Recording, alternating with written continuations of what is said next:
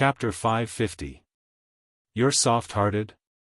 I think you're more like black-hearted. My grandmaster, Embark, is famous for doing business in the cultivation world, but he's never done it like you. Guan Zhongkai held back his words forcefully and didn't say it out loud. He pointed at the hourglass unhappily and said, "Looks like I'm not wrong, you charge by the hour." "Look at your words, you're exaggerating." Yu Qianzhou smiled. "There's nothing wrong with the hour, but you've already paid 200,000 for the conversation. I won't charge you for the rest of the time." Hearing this, Guan Zhongkai's slightly leaning body relaxed and he heaved a sigh of relief. But he was still cursing in his heart. What's the difference between paying 200,000 high-grade spirit stones in a single hour and robbery? No, it's even easier than robbery. Yu Qianzhou glanced at him and saw his sullen face. He knew he was probably scolding him. This was within his expectations. If he couldn't hear it, then pretend he didn't know. What could he do? He coughed and said seriously, "That Guan. What's your name again?" Guan Zhongkai had just gathered his energy and was ready to talk about business, but his face darkened again when he heard this. He had just announced his name and the other party had forgotten about it. Clearly, he didn't care about him at all. Usually, he relied on his position as Embark's first disciple to be arrogant in the cultivation world. When had he ever been ignored like this? Actually, he didn't care about Niu Yud at all. Although he knew that Niu Yud might be a soul-forming master, he could tell from the way he addressed him and his actions that he didn't care about it at all. Who knew that the other party was even more blatant about his disregard? Helplessly, he held his breath and said in a low voice, "Guan Zhongkai." "Oh. Guan Zhongkai, I've heard of you, I've heard of you." Yu Qianzhou had a look of realization. He nodded and said, "I heard that you're in charge of Gold Casting City and brought a lot of spirit stones to place a bounty on Yu Qianzhou's head. Is this true?" "I'm just following orders." Guan Zhongkai wasn't here to talk about this. He casually said, "Mister, you're also concerned about this?" "Of course, I'm concerned. I heard the bounty is 100 million high-grade spirit stones." Yu Qianzhou paused and explained embarrassedly, "It's not for the spirit stones, I just know Yu Qianzhou.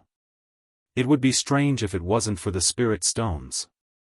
"If it wasn't for the spirit stones, would you be so shameless as to do this?" Guan Zhongkai casually replied with an, "Oh," and glanced at the slippery sand in the hourglass. He changed the topic and said, "I came to find you because I have something important to discuss with you." He changed the topic, but Yu Qianzhou continued talking about himself.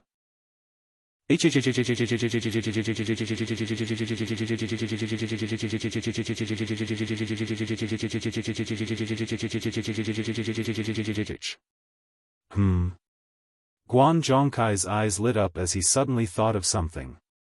He seemed to have received news that Niu Yud said that Xian Laosan had brought Yu Qianzhou to visit him. If that was the case, then Niu Yud might really be able to contact Yu Qianzhou. Guan Zhongkai gnashed his teeth as he thought of Yu Qianzhou. Admitting defeat in front of everyone last time was too embarrassing. If he wasn't Master's chief disciple and Master was a person who stood above tens of thousands of people in the World Chamber of Commerce, he would have ended up in a miserable state. Even so, when he returned, Master Sikongju was so angry that he almost killed him. After a round of cursing, he was severely punished, causing him to almost be unable to lift his head in the World Chamber of Commerce.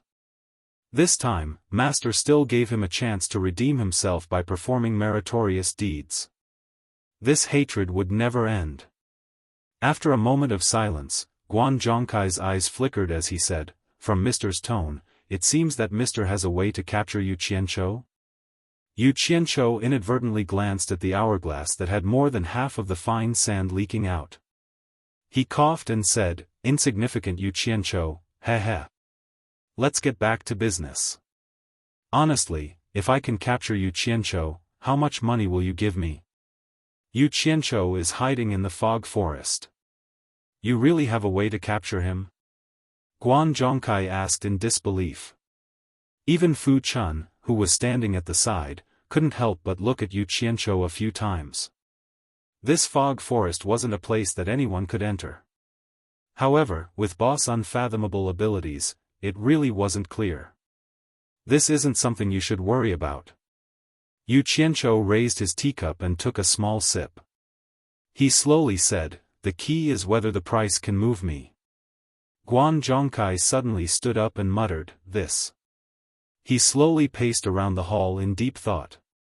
Even though world commerce was very rich and his position in world commerce wasn't low, the maximum amount of spirit stones he could use was at most 100 million.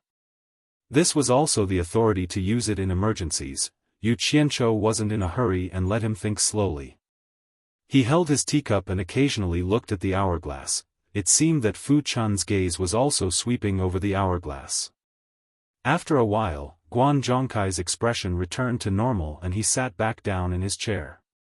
He put on the face of a merchant negotiating and asked, "How much do you want? Name a price. We can discuss it." He looked calm on the surface but he was secretly excited. Looking at Niu Yud's appearance, he might really have a way to capture Yu Qianzhou. If it was true, then this trip was worth it. He had resolved two major matters for world commerce in one go. This merit was more than enough for him to wipe away his previous shame. Most importantly, he could capture Yu Qianzhou to vent his anger. This face, TSK. As expected of someone from world commerce. Yu Qianzhou was delighted and placed his teacup back on the table. He shook his sleeves and pushed out his palms, revealing all 10 of his fingers, 1 billion high-grade spirit stones. 1 billion?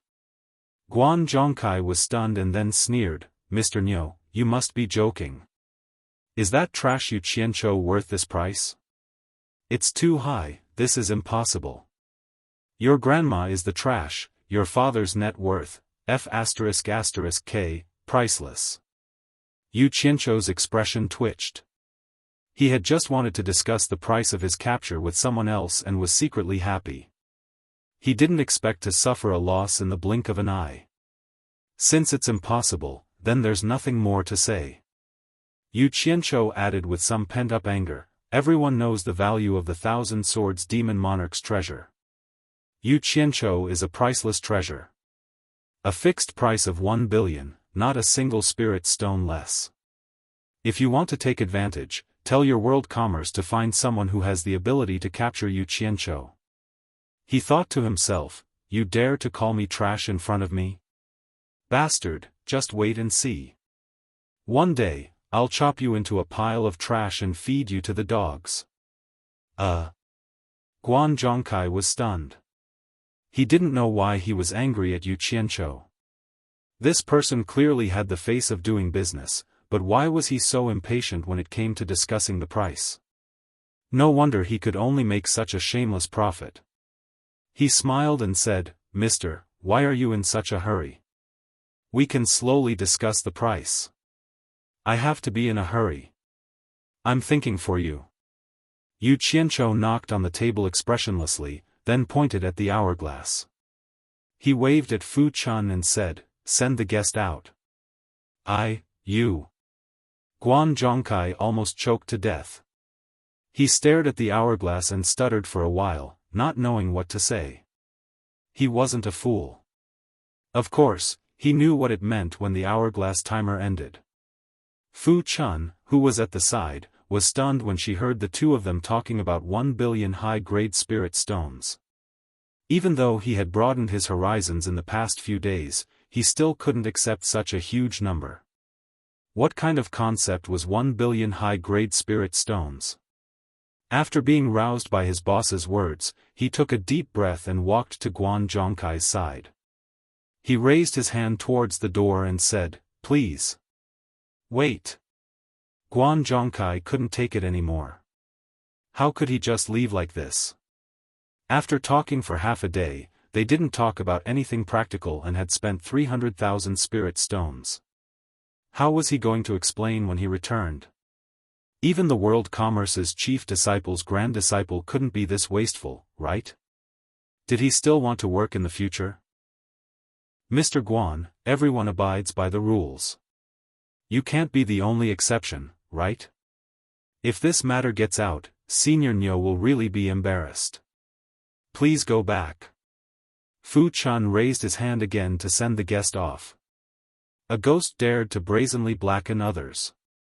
This wasn't something a normal person would do.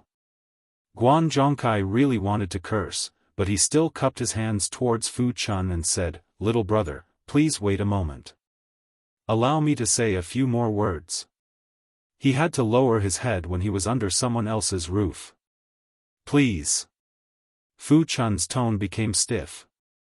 He really didn't give any face. Anyway, with his boss at the side supporting him, he wasn't afraid at all. Wasn't it just a tribulation late-stage cultivator? There were still a lot of people outside waiting to see him.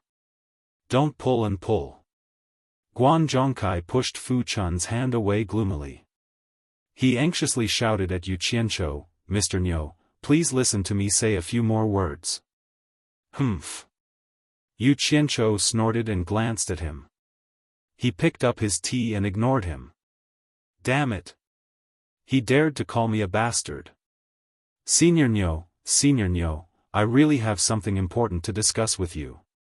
Guan Zhongkai finally stopped putting on airs and changed the way he addressed Mr. Nyo. He had no choice but to admit defeat. Not to mention that he might not be a match for Mr. Nyo, the key point was that he couldn't report back. "Mr. Guan, you're not the only one who has something important to discuss with Senior Nyo. Everyone said so. But rules are rules. Please." Fu Chun sent the guest off for the third time. "I'm different from them." That's not right." Guan Zhongkai was startled and said with a face full of suspicion, "I've been here for less than an hour. It seems like every one of them has been here for more than an hour. Could it be that Senior Nyo is favoring one and discriminating against the others? Could it be that you don't like the people of world commerce? It's true that the people of world commerce are rich and envious." Yu Qianchou continued to drink his tea. Without a word, Fu Chun lifted the lid of the teacup, indicating for him to explain. He really treasured his words like gold. Fu Chun sighed inwardly. Why was he rushing to be ripped off? He had already explained the same words to different people over a dozen times, right? "Mr. Guan, you've really misunderstood Senior Nyo." Fu Chun sighed and said, "Actually, it's for your own good.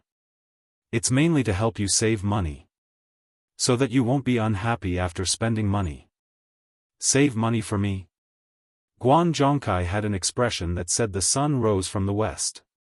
He asked in a neutral tone, "What do you mean by that? I want to hear how it's for my own good." Chapter 551. Fu Chun looked at the boss who had a teasing expression and said bluntly, "Let me put it this way. The person before you also had 1 hour of talking time, but that person felt that talking to Senior Nyo wasn't satisfying enough, so he paid for another hour of talking time. You see, if you also didn't feel satisfied enough, wouldn't you also have to pay for another hour of talking time? Isn't this saving you money and doing it for your own good?" Yu Qianchou was amused when he heard this, but felt that something was wrong. He gulped down a mouthful of tea and remained expressionless. Guan Zhongkai turned to look at Yu Qianchou, then at Fu Chun in front of him.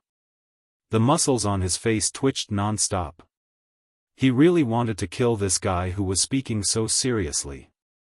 He felt that this kid was even more despicable than Nyo Yud. He looked sincere but was actually treacherous. "You mean that if I talk to Senior Nyo again, I need to spend more money and add another hour of time?" Guan Zhongkai's tone was slightly cold. As a member of the World Commerce Association who did business with the world, he had seen black-hearted profiteers, but he had never seen such a black-hearted one. "Senior Nyo, time is precious. Don't talk about such meaningless things." Fu Chun sighed and said, "Mr. Guan, why do you need to spend this money? I'm really doing it for your own good so that I won't offend you for no reason. You should go back." There are still many people waiting behind you. I'll send you off. Yu Qianqiu looked at Fu Chun with satisfaction. Look at his eyesight. He had picked out a talent at first glance. She was truly someone of his generation. Only this kind of talent had a future in the cultivation world. It seemed that old fart Nongzhu was also like this. But look at how well he was doing. He was so envious of him. Fu Chun. Well done. These fellows from the big sects are all lowly people. They need to be taught a lesson. Go ahead and do it. I'll support everything. This boss specializes in taking care of these fellows who have their eyes on top of their heads. Yu Qianqiu chuckled and transmitted his voice. Guan Zhongkai's expression really darkened. Go back? What a joke. He wasn't Master's biological son. How could he allow himself to make a fool of himself again and again? Was there still a way out now? He finally understood why those people who had gone out earlier had such dark expressions on their faces. I'll endure. Guan Zhongkai heaved a long sigh, and without saying a word, he took out another bag of spirit stones from his storage bag and handed it to Fu Chun, saying, by another round of time, 200,000 upper-grade spirit stones, count them clearly for me. Mr. Guan, why are you doing this? Senior Niu said that he really doesn't want to earn money that goes against his conscience. Fu Chun gently pushed back. He couldn't help but sigh in his heart. Once upon a time, he would never be able to talk to a tribulation-passing realm expert of a famous sect like this. This bunch of arrogant fellows. Not to mention looking at them, they simply treated them like weeds. If they wanted to kill them, they could do so with a wave of their hands. How many loose cultivators' bones were still silently crying in the wilderness? How many rogue cultivators had been forced into a state worse than pigs and dogs? Now that he had this opportunity and his boss had spoken up to support him, he would be letting himself down if he didn't do his best. Boss was right, a bunch of sluts. Guan Zhongkai handed the storage bag over again and said word by word, I did it voluntarily. This sentence made him want to cry. Was it really voluntary? It was 2F** king not voluntary, but there was really no other way. Unexpectedly, Fu Chun pushed the storage bag back and said in an embarrassed tone, aren't you making things difficult for me? He offered 400,000 upper-grade spirit stones for the second round of time, and you only offered 200,000. If it's so little, who am I going to ask for it from? I can't afford it myself. 400,000? Guan Zhongkai suppressed his anger and said, it was only 200,000 for the first round of time just now, why did it double in an instant? Mr. Guan, it's really not just for you. Everyone is like this. The rules were set by Senior Niu. Fu Chun said helplessly. Guan Zhongkai glanced at Yu Qianqiu, then turned back and laughed angrily, you don't even have a reason to raise the price just like that, aren't you guys going too far? Mr. Guan, you can't say that. Fu Chun explained solemnly, look, just the time you're wasting Senior Niu's time is enough for 2 more people to come in and meet Senior Niu. Then the meeting fee would be 200,000, and if you buy the second round of time, it would also be 200,000. Together, 400,000 is just right. Besides, no one is forcing you. If you're not willing, you can leave. I've already advised you to go back, but you... Brat, you're messing with me. Guan Zhongkai finally couldn't take it anymore and grabbed Fu Chun's clothes by his chest. His master was an early-stage soul formation expert, and his grandmaster was a late-stage soul formation expert. Furthermore, he was the chief disciple of the World Chamber of Commerce, the most powerful organization in the cultivation world. When had he ever suffered such a loss? Fu Chun looked at Yu Qianqiu with slight panic. After all, he had been suppressed by the despotic power of the large sects for too long, so he couldn't help but feel subconsciously afraid. Once someone made a move, he would more or less be a little afraid. Oh ho! Today, you're the first to dare touch my people in front of me. The people from the World Chamber of Commerce are really something. The teacup in Yu Qianzhou's hand heavily slammed onto the tea table. With a cold humph, the terrifying aura contained within the black fire in his body instantly surged out. The temperature in the hall instantly dropped to freezing point. A boundless and ferocious icy aura instantly enveloped Guan Zhongkai's body. Despair, death, indifference, and all sorts of extremely negative emotions made Guan Zhongkai feel as if he had suffered a heavy blow. His face instantly turned pale and he let go of Fu Chun in a panic. He looked at Yu Qianzhou with a face full of fear and stammered, "Say. Senior, please calm down, there's something we can talk about." The taste of despair in the icy aura made it almost impossible for him to have any thoughts of resisting. At this moment, Yu Qianzhou was sitting there like the god of death from hell was staring at him. Fu Chun quivered and took a few steps back, breaking away from the heart-palpitating aura on Guan Zhongkai's body. He turned pale with fright as he looked at Boss. When he was grabbed by Guan Zhongkai, he felt that the terrifying aura that suddenly enveloped Guan Zhongkai's body came from Boss. It was a terrifying aura that made one's soul tremble with fear. Although that terrifying aura wasn't targeted at him, Fu Chun didn't doubt that this aura alone could kill him. It was too terrifying. For the first time, Fu Chun looked at Yu Qianzhou with an expression of extreme reverence. She didn't know how high this boss's cultivation was. The abilities that he revealed were more and more frightening each time. "Now you know there's something to talk about." Yu Qianzhou made an exception and spoke without asking for money. However, this wasn't a good thing for Guan Zhongkai. He said in an abnormally cold tone, "You dare to touch my people in front of me, are you tired of living?" Just this sentence caused Fu Chun's eyes to slightly redden. It felt so good to have someone to protect and support her. Ever since she stepped into the cultivation world, she had never heard such heartwarming words. They were better than anything else. Misunderstanding, senior. Misunderstanding. Guan Zhongkai stood there trembling. He wanted to teleport away from that terrifying aura, but he found that the true essence in his body seemed to have frozen. The netherworld ghost fire that could separate the human world and the netherworld was no joke. It was the rolling black fire that burned between the human and ghost worlds. It was a symbol of life and death for humans and ghosts. It should be known that even with Bai Changchun's cultivation, he couldn't cross the netherworld fire sea, so its power could be imagined. When Yu Qianzhou was still in the middle stage of the nascent soul realm, he could control the black fire's aura to deal with Ze, who was in the late stage of the tribulation passing stage. Now that his cultivation had soared to the middle stage of the tribulation passing stage, his ability to control the black fire's aura was not just a little bit better. After his aura locked onto Guan Zhongkai, he could sense his every move.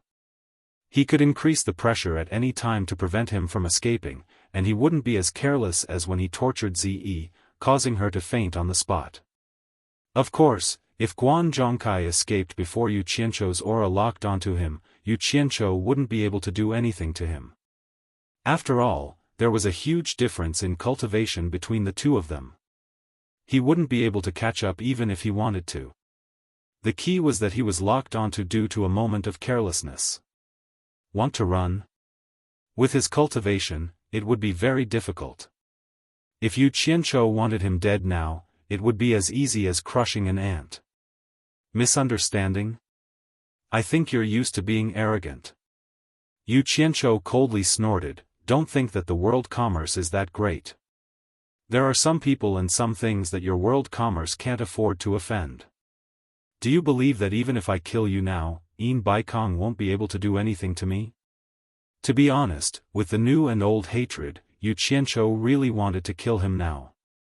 But for the sake of long-term plans, he had to let him live for the time being. I believe you." Guan Zhongkai heard a glimmer of hope in his words and hurriedly grabbed onto it. "Senior, please be magnanimous." He had completely given in. Magnanimous? This hand of mine is really expensive, and it's not just an ordinary kind of expensive.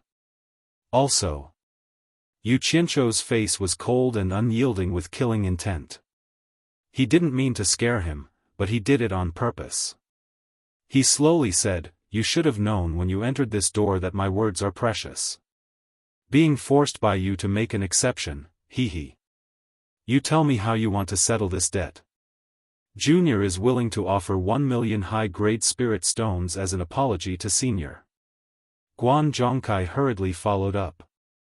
He was now 100% sure that this Niu Yud was a soul formation expert because the aura he emitted was too terrifying. He could actually control him to the point where he couldn't run even if he wanted to. Even his own master couldn't do that. Just this powerful aura alone was so powerful, what would happen if they fought? So he didn't feel wronged calling him Junior at all. 1 million? Hee. Isn't your life a little too cheap? Yu Qianzhou suddenly shouted, "Do you want money or your life? Damn it! Damn it!" Guan Zhongkai was already forcing himself to stand up. The sudden shout almost scared him to the point of kneeling down. He trembled and said, "Senior, how much do you want? How much do I want? I'm afraid you can't afford what I want."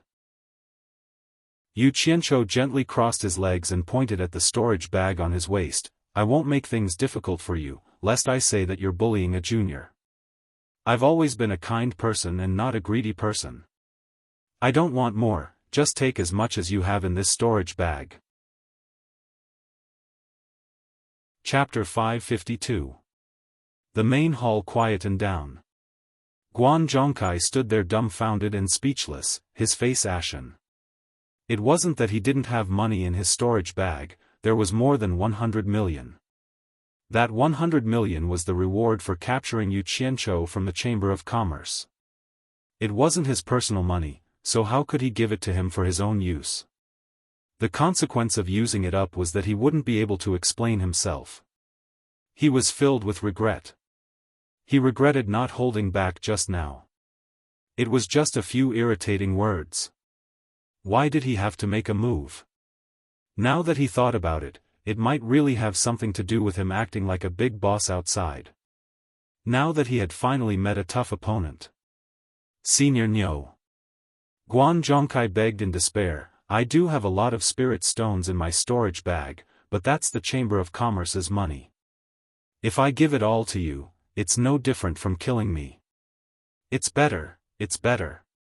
He didn't say, "It's better to kill me now," in the end. He didn't doubt that this Niu Yud was a good person.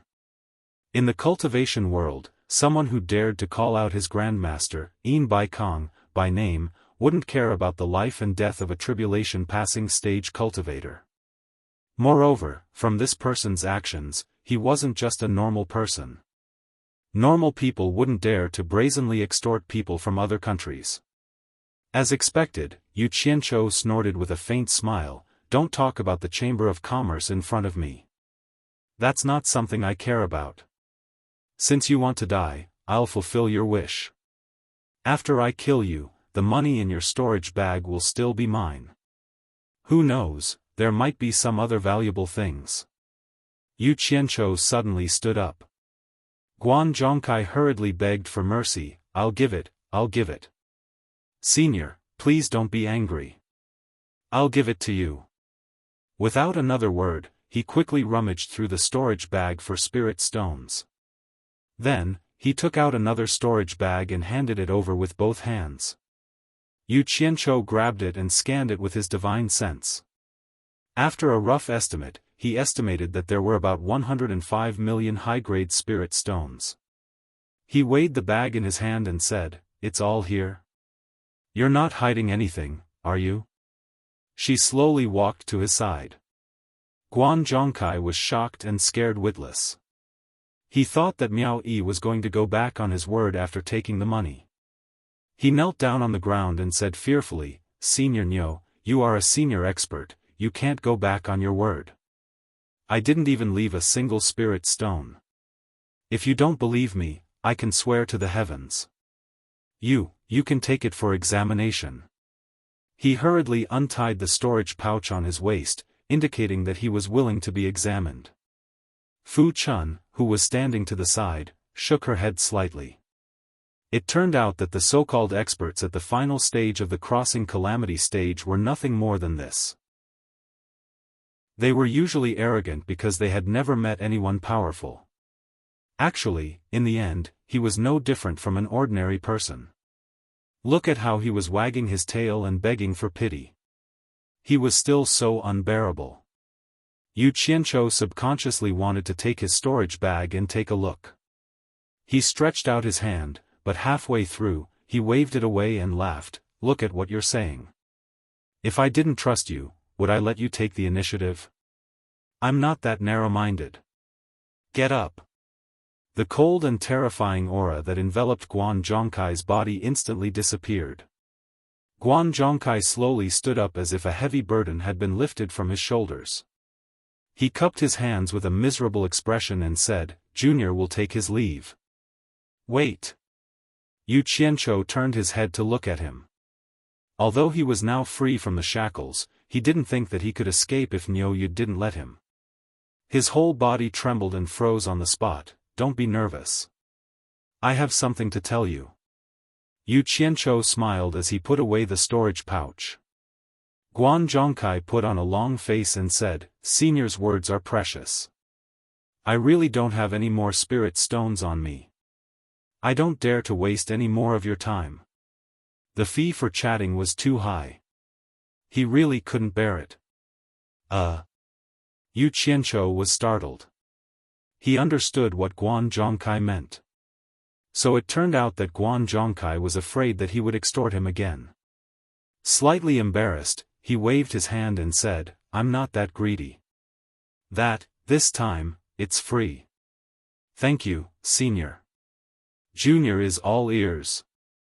Guan Zhongkai stood there woodenly with his hands behind his back. Yu Qianzhou smiled and asked, "I heard that your master, Sikong Ju, has already led people to Gold Casting City?" "Why yes." Guan Zhongkai looked at him in bewilderment. He didn't know what Niu Yu wanted to do. "When you go back, you can tell your master, Sikong Ju, everything that happened here. If he's unhappy, tell him to come and find me." I don't dare. Guan Zhongkai put on a look of fear and trepidation. It'd be a miracle if he didn't dare.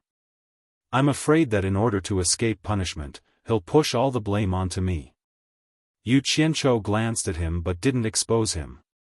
He continued, "Go back and tell your master that I know why he's here. Today, there are so many people who came to find me. They're all here for the same reason as your master." Finally getting to the main topic, Guan Zhongkai woke up and hurriedly said, "Senior Niu, I'm here on master's orders. Please come to Gold Casting City and meet my master." "You're only saying it now. What were you doing before?" Yu Qianzhou rolled his eyes and said, "I'm not going." Guan Zhongkai swallowed the words that were about to come out of his mouth. He couldn't afford to offend him. He thought to himself, "You're the one talking nonsense. You didn't even give me a chance to say it."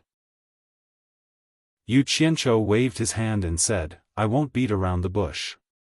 All the countries want to recruit me, but I'm not related to any of you.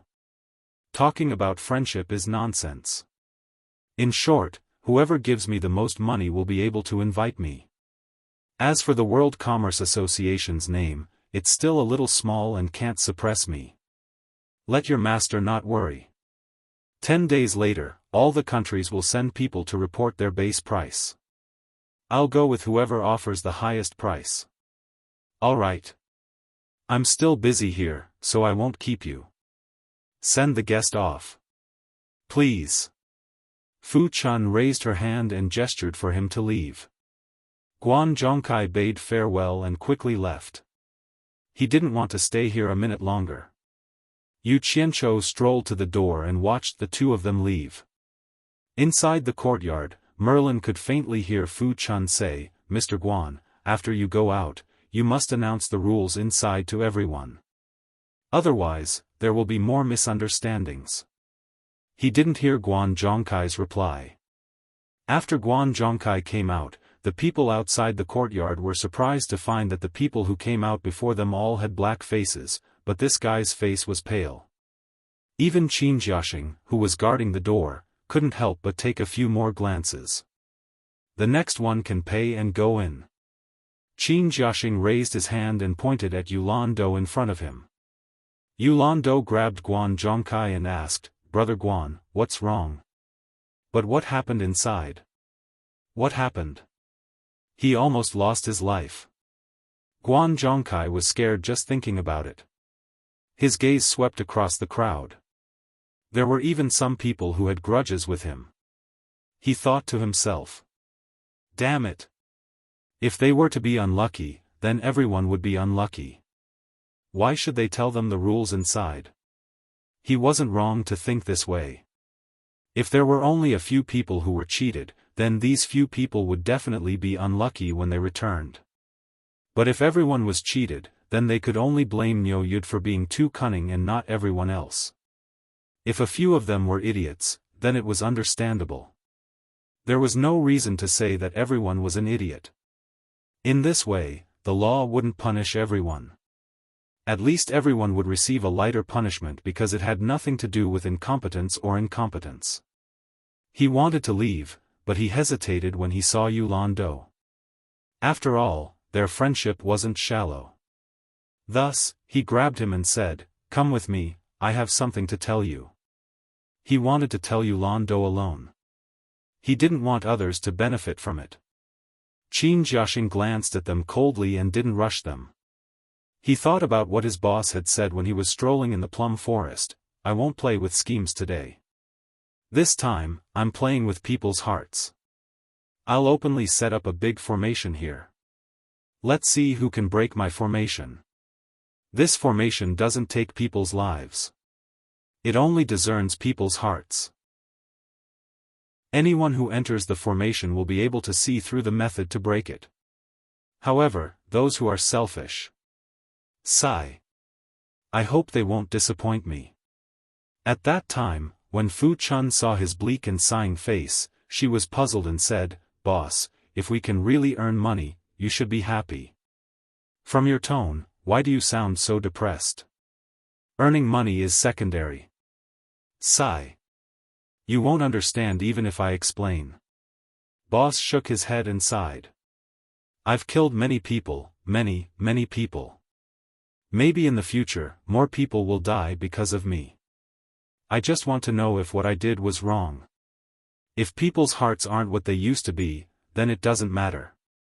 I know what to do in the future." The two of them looked at each other. They didn't know how many people their boss had killed. Was it a few dozen or a few hundred? However, the two of them could hear that their boss was a little guilty.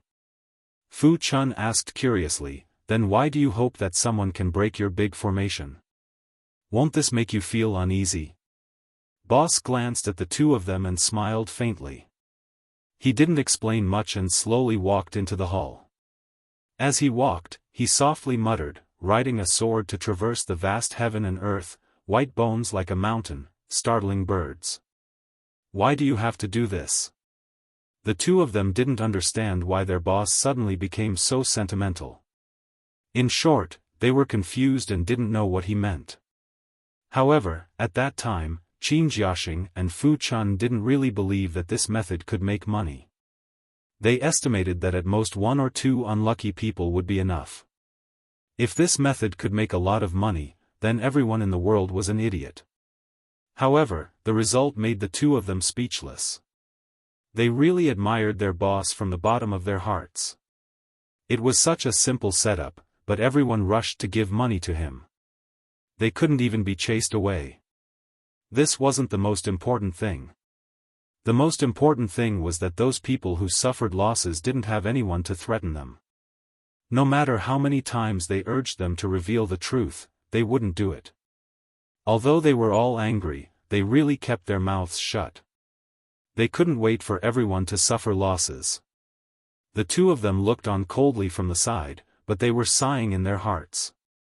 They finally understood why their boss said this was a big formation. Why he said this formation didn't take people's lives but only discerned their hearts. Sure enough, it was all because of selfishness. This person's selfishness really made people speechless.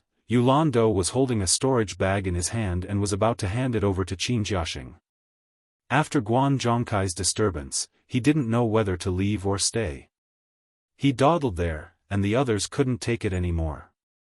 The people behind him shouted, "Yulan Do, are you going in or not? If you want to go in, then be straightforward. If you don't want to go in, then leave. Don't block the way." Yulan Do lightly shook off Guan Zhongkai's hand that was holding him. He pointed behind him unhappily and said, "Brother Guan, you've finished your business. You should let me go back as soon as possible." What he meant was that it wasn't easy for so many people to queue up. "If you pull me away now, won't I be at the back of the queue when I return? Aren't you harming me?" Chapter 553. Guan Zhongkai was about to inform Qin Jiaxing through telepathy, but Yulandu's storage bag was already in Qin Jiaxing's hand. Qin Jiaxing, who was guarding the door, glanced at the two and sneered in his heart. He counted the spirit stones in the bag. Guan Zhongkai was speechless. He had done his best and Yulandu wouldn't be able to blame him. He sighed and strode to the side. With a whoosh, he soared into the sky and flew towards Gold Casting City. Yulan Do only turned her head to look at Guan Zhongkai's disappearing figure before she strode into the Plum Garden, by Wan Nation's sacred land, heart-cleansing lake. When Lanfeng's voice rang out, everyone turned pale with fright. Even with everyone's cultivation, they were unable to sense where the sound came from. Even the 6 soul formation realm experts in the sky were no exception. Looking around, the verdant forest was shaking non-stop, and the calm surface of the lake had also lost its tranquility. All the soul formation realm experts present could do the same, but for some reason, everyone felt the atmosphere was strangely oppressive. The 6 people who wanted to fight couldn't. Pei Fong and the other 2 looked at each other and relaxed their tense expressions. Yin Baikong, who had been called out, felt a little awkward. He thought to himself, "Damn my bad luck. I've been yelling for half a day, but there's no response. Of all times, they just had to target me. Isn't this like slapping my own face? I've never had any conflicts with Wen Lanfeng before. Brother Wen, please don't misunderstand. We didn't mean to cause trouble." Yin Baikong smiled awkwardly and his deep voice spread to the surroundings. He suddenly pointed at Pei Fong and said, "It was Fatty Pei and the other 2 who provoked us first. We had no choice but to show some respect." When Lanfeng called out his name, but he dragged the others into the conversation. Bing Chengzi and Hu Changshou frowned but didn't say anything. Pei Fong, on the other hand, shook his fat face and scolded, "Yin Baikong, we all know what kind of person you are. Don't slander us. Damn Fatty, how dare you say you didn't provoke us first?" Yin Baikong angrily pointed at the crowd below and said, "There are so many pairs of eyes down there as witnesses, yet you still dare to lie through your teeth? Get someone to testify." Pei Fong roared. He didn't believe that with the cultivation of those people below him, there would be anyone who dared to testify in front of him.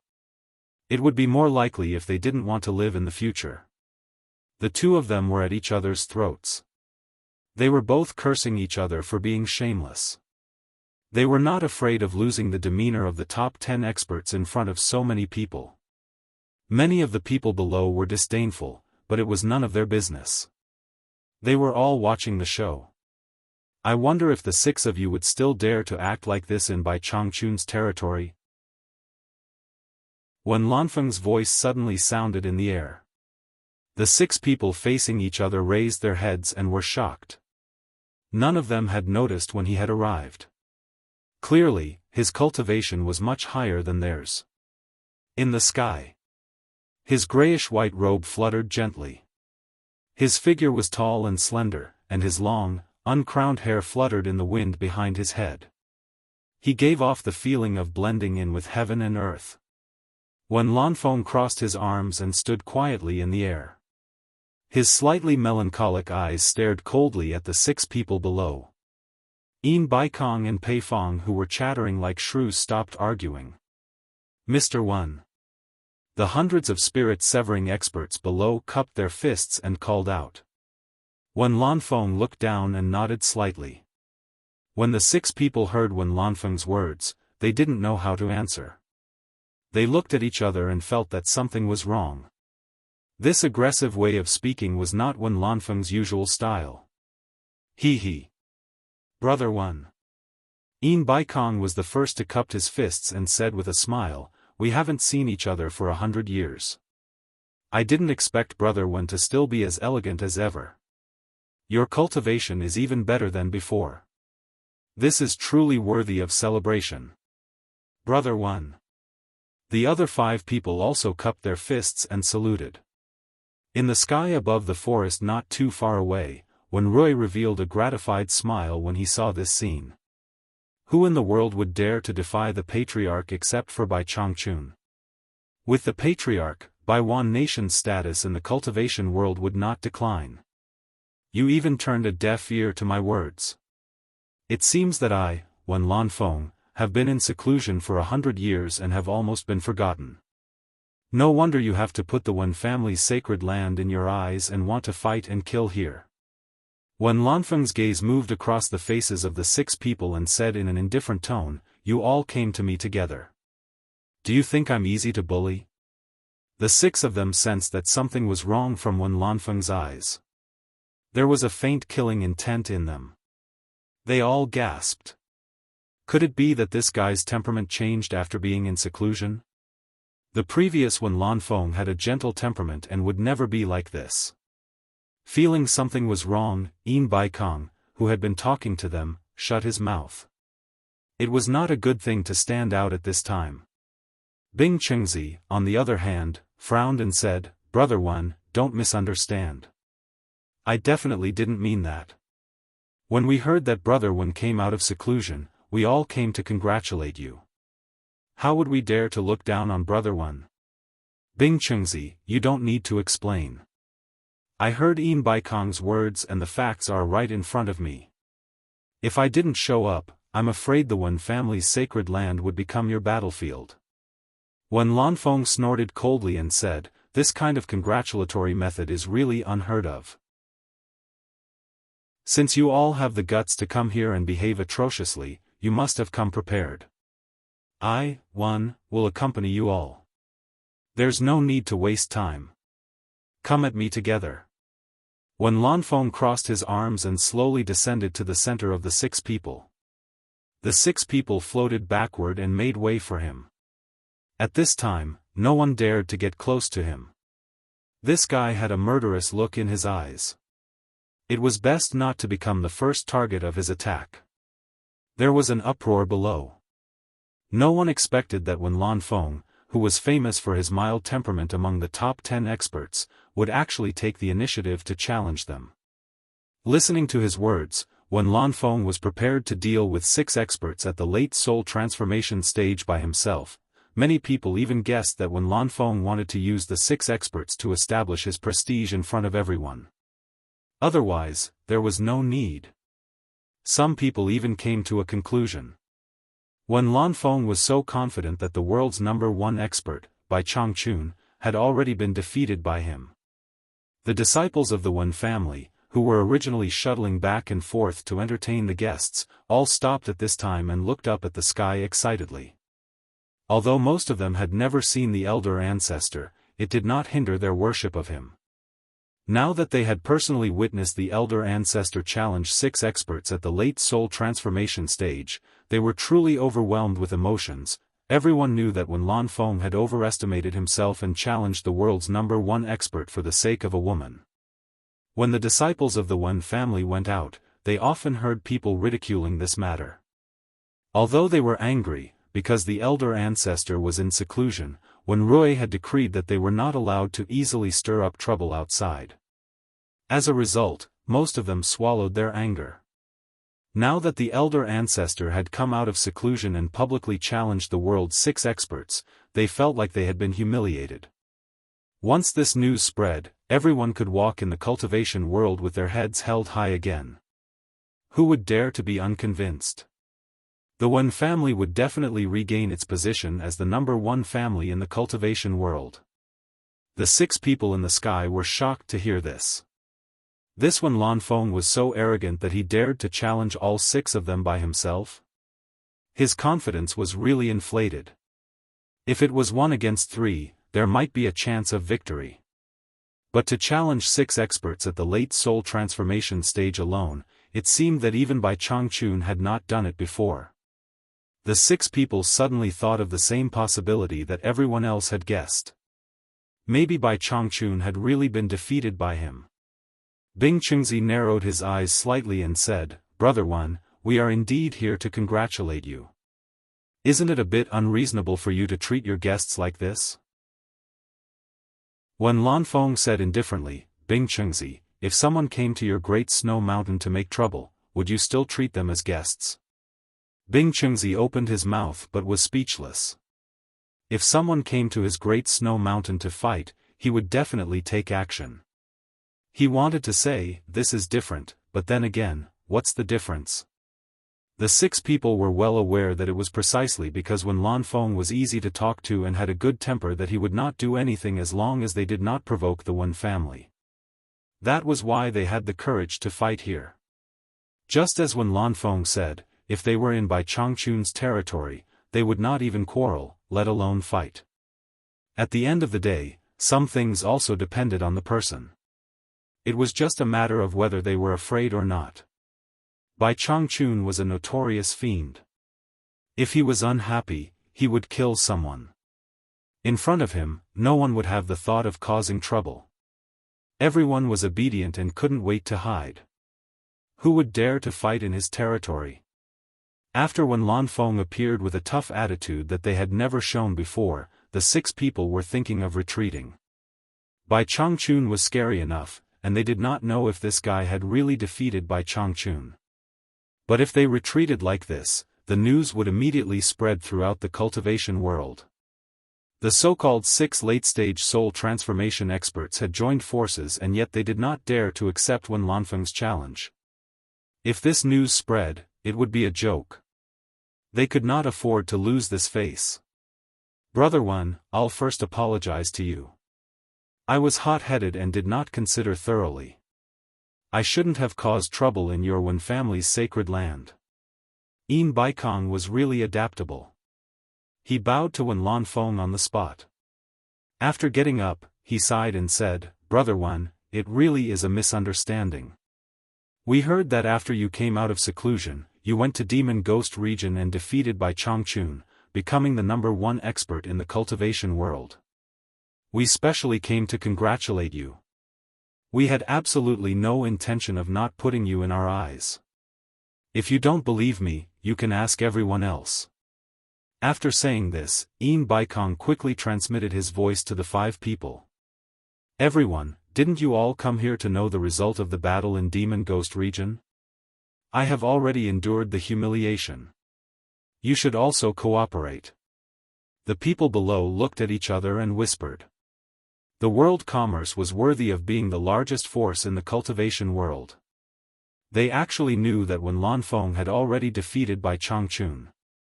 After sighing, everyone looked at Wen Lanfeng in awe. The number 1 expert in the world. The eyebrows of the other 5 who received Yin Baikong's voice unconsciously twitched as they glanced at Yin Baikong meaningfully. As expected of a famous old fox in the cultivation world. Using the opportunity to test the waters, this plan was very vicious.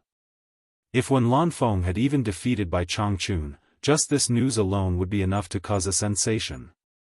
The few of them losing face was really insignificant. If Wen Lanfeng had lost to Bai Changchun and heard this, he would definitely not dare to accept the title of number 1 expert in the world. He. Wen Lanfeng, who could not defeat Bai Changchun, was really nothing to be afraid of. With the 6 of them joining forces, he would probably not be able to escape today. Chapter 554. Although the 6 of them were respectful, the exchange of glances showed that they knew each other. If Wen Lanfeng won against Bai Changchun, it would be fine. But if he lost, it would be the day of Wen Lanfeng's death. A great battle was inevitable, and the Wen family would completely disappear from the cultivation world. The 6 of them maintained their previous state, their gazes silently falling on Wen Lanfeng, quietly waiting for his reply. Although Wen Lanfeng had been trapped by love for many years, he had survived until now in the cultivation world and had such a high cultivation base. Naturally, he was not an ordinary person. He keenly sensed that the atmosphere between them had become a little strange. His melancholy eyes became deep in an instant. His cold gaze swept over them, and finally fell on Yin Baikong's face, who was smiling apologetically. Yin Baikong's expression did not change, besides Bai Changchun, who dares to call himself the world's #1 expert? Wen Lanfeng replied indifferently. His robe fluttered slightly in the wind, but silently stopped moving.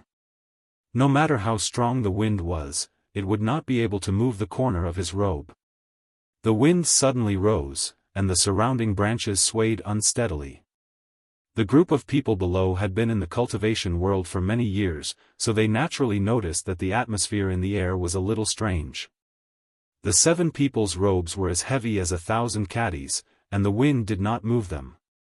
They were like stone statues floating in the air. No one said a word. They exchanged glances in silence and were also prepared to avoid being caught in the crossfire. Yin Baikong asked in surprise, did Brother Wen not fight Bai Changchun? Or did Brother Wen and Bai Changchun fight to a draw? Otherwise, with Bai Changchun's temper, I'm afraid he would not be so easy to talk to.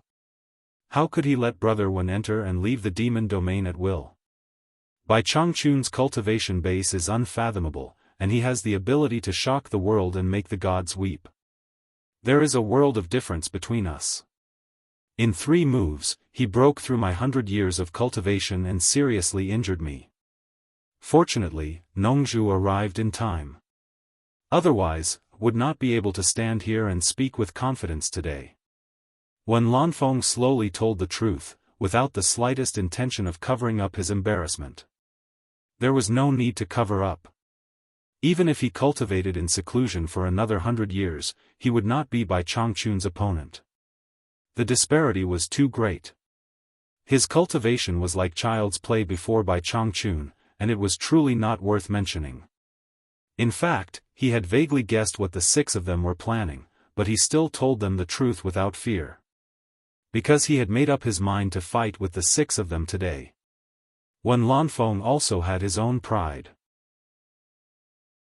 He was convinced that he had lost to Bai Changchun, but he also wanted to prove that he deserved to be ranked 2nd in the world. He wanted to defeat the 6 late divine transformation realm experts to tell her that although Wen Lanfeng was no match for Bai Changchun, she was not a good-for-nothing. In addition, Wen Rui told him about the bitter history of the Wen clan's descendants over the past 100 years because of his defeat. During the 100 years he was in seclusion, the glory of the #1 clan in the cultivation world had gradually declined. As the pillar of the Wen family, he had the responsibility to restore the family's former glory. At the same time, he needed to fulfill the promise he had made in Obedient Island. If he wanted to support Yu Qianqiu, he would also need to display his strength to intimidate the world. Otherwise, there would always be people who would play tricks on him. For example, the 6 top experts in the cultivation world in front of him. It was precisely because of this that he, who was famous for his good temper in the cultivation world, was no longer docile. He wanted to prove his strength to the entire cultivation world. 3 moves. Everyone gasped. Bai Changchun actually used only 3 moves to defeat Wen Lanfeng? This was too unbelievable. However, no matter how doubtful they were, everyone believed that Wen Lanfeng had no need to belittle himself to elevate Bai Changchun. He, who occasionally appeared in the cultivation world, made people tremble with fear every time he appeared and made the entire cultivation world submit to him. He was dressed in a light green robe and his signature lean face. He was never one to smile.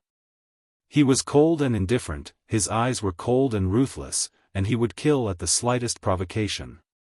It was like a shadow shrouding the heads of everyone in the cultivation world. That name was like a monument that people would never be able to surpass. It made people tremble with fear and tremble with fear. Now that they heard the news of Wen Lanfeng being defeated in 3 moves, everyone's mood was indescribable. That person was still worthy of the reputation of the #1 expert in the cultivation world. He was indeed an insurmountable existence. The 6 people's faces were dark and gloomy. This news filled their mouths with bitterness. Their mouths were full of saliva and they could not swallow it. They were all experts in the late spirit transforming realm, but the gap was so big. After a moment of absent-mindedness, Yin Baikong swallowed his saliva with difficulty and silently transmitted his voice to the 5 people. He was defeated by Bai Changchun in 3 moves, but he dared to challenge all 6 of us at the same time. He is looking down on us too much. Everyone. Now is the time to let go of our prejudices and work together. If we don't show our sincerity, everyone will have to tuck their tails between their legs in the future. Be that as it may, who lit the fire in the first place? Yin Baikong was adaptable, but it was impossible for him to take the lead. Brother 1. Bing Chengzi was the first to speak after a moment of silence. Everyone's eyes were focused on him, waiting for him to continue. Unexpectedly, he said, since we are not welcome, we will take our leave. There is no need to make things difficult for everyone. It was not that he did not want to eliminate this troublesome opponent with everyone, but how could Wen Lanfeng be so easy to deal with?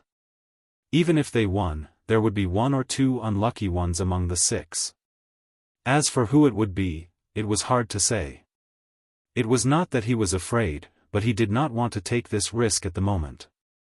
The demonic book had finally found a suitable successor, and he needed to support him wholeheartedly. If something happened to him, with the cultivation of his disciples, they would not be able to help Yan Zhuixing gain a foothold in the cultivation world. In fact, among the top experts in the cultivation world, apart from Bai Changchun and Wen Lanfeng, his cultivation was the highest. But he did not want to be #1 or #2, it was meaningless to him. So what if he was #1? It was impossible to remove the curse on him.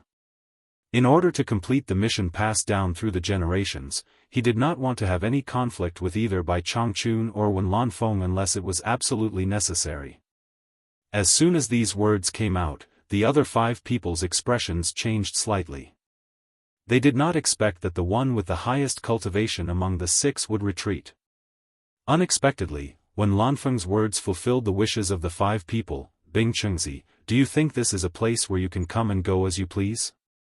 It's not difficult to leave, and my request is not too much. Each of you break a finger, and I will let the 6 of you go. There was a sudden uproar. Wen Lanfeng was really arrogant. If this request was not too much, then what was too much? Hu Changshou sneered, Brother Bing, you gave in, but they didn't give you face. The other 4 people exchanged a look, and their eyes became firm. Bing Chengzi squinted his eyes and said, Wen Lanfeng, why are you so aggressive? Do you really think the 6 of us are afraid of you? Suddenly, a strong momentum burst out from Wen Lanfeng, sweeping out countless almost tangible wind blades, like a storm, madly rushing toward the 6 people. Wen Lanfeng told the 6 people with practical actions that this battle was inevitable. A broad long sword suddenly appeared in front of Wen Lanfeng. He loosened his arms that were crossed in front of his chest, and the world-famous, giant silver, sword fell into his hand. At the same time, the 6 of them quickly dodged, and a wall of light appeared in front of them, blocking the wind blades with tinkling sounds. The group of people below quickly scattered in all directions, afraid of being affected. In the sky above the distant forest, Wen Rui's heart was in his throat. How could he not be worried when the old ancestor was fighting against 6 experts at the late stage of spirit transformation? Man Hu, Yan Zhuixing, and the others were also rushing in this direction. Suddenly, they found a group of people in the sky in front of them, with their backs facing them. Their intrusion only attracted a glance from these people. A few crossing calamity stage cultivators were not worthy of their attention. In the sky in front of them, the tyrannical airflow emitted by the 7 people was wantonly rolling. The wind whistled, and the strong murderous intent soared into the sky, making it difficult for them to breathe. After seeing the scene of 6 people trapping one person, man who was shocked. His master was among them. He couldn't help but salute to the person beside him. Senior Mu, what's going on? The other Marshall brothers were also shocked. How could this be? Looking at the situation, it seemed that their master was working with the other 5 people to deal with one person. Yan Zhuixing was also shocked. In his knowledge, experts at the late stage of spirit transformation were already very powerful. Even experts at the late stage of spirit transformation had to join forces to deal with someone. The distance was too far, and with his cultivation, he couldn't see clearly. So when no one was paying attention to him, his eyes almost narrowed into slits. A faintly discernible red light flickered in his eyes, and he immediately saw the situation clearly. The person being questioned was Mu Sang of the Smokeless Nation. He was here on behalf of Hua Zongming and the others to gather information. When he heard this, he sneered, "What's going on? Your master and the other 5 experts at the late stage of spirit transformation want to join forces to fight Wen Lanfeng. What do you think is going on?" It was unknown whether the ridicule in his words was aimed at the side overestimating themselves. Man Hu and his Marshall brothers were shocked speechless. Under such circumstances, there was no room for them to intervene. It was impossible for them to help their master, so they could only stare and wait for the result. That person was the 2nd strongest expert in the world, Wen Lanfeng. He was actually fighting against 6 experts at the late stage of spirit transformation by himself. Yan Zhuixing slightly clenched his fists. He felt as if the demonic blood in his body had been stimulated by something. In an instant, it began to boil, and he had a strong desire to participate in the battle. He desperately suppressed it. He didn't know what was going on. Ever since he started cultivating the demonic book, it seemed as if a seed of battle had been planted in his body, and it gradually sprouted and grew. He asked for it. "Don't be polite with him." Pei Fong roared, and a bewitching blue saber appeared in his hand. There was no need to say anything. At this point, the 6 of them naturally didn't need to be polite. Between them and Wen Lanfeng, it was either you die or I live. Spirit treasure-level weapons appeared in their hands, and for a moment, a dense murderous aura formed a faint grey fog among the 7 people. Chapter 555. Monarch Descending Ruler. Blue Beauty Fiend Saber. Deadly Claws. Cloud Sword. Mysterious Ice Sword. Sword of Wealth. Giant Silver Sword. Enviable names popped out from everyone's mouth, and some even exclaimed, "They're all mid-grade spiritual treasures." TSK TSK. It's rare to see 7 mid-grade spiritual treasures at once. Yan Zhuixing glanced at the crowd and asked Man Hu, "Who are these people?" Man Hu's attention was focused on the 7 experts at the late stage of soul formation. Of course, he was more concerned about his master's safety. He frowned slightly, but still explained, "They're not ordinary experts. They're lords of various countries, and all of them are above the soul formation stage. They're the ones who provided support to Everlasting Island." Yan Zhuixing looked to both sides in shock. He didn't expect to see hundreds of soul formation stage experts at once. This was a rare opportunity, so he memorized their faces and continued to ask, "The mid-grade spiritual treasures they mentioned are the weapons of Senior Bing and the others?" "That's right." Man Hu explained, "The Golden Ruler is Monarch Descending Ruler, and the user is Qi Zhujuan. The Blue Saber is Blue Beauty Fiend Saber, and the Fat Man is Pei Fong. The one with the elbow guard is O Yangda, and the Deadly Claws are Deadly Claws. The one on my master's left is Hu Changshou, the Palace Lord of Sky Peak Cloud Palace in Dongzhen Country, and he's holding the Cloud Sword. The one in the black robe is Baikong of World Chamber of Commerce, and he's holding the cloud sword.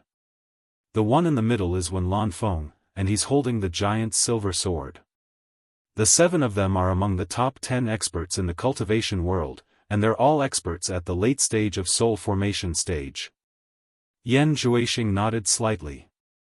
Needless to say, Bing Chengzi was holding the mysterious ice sword.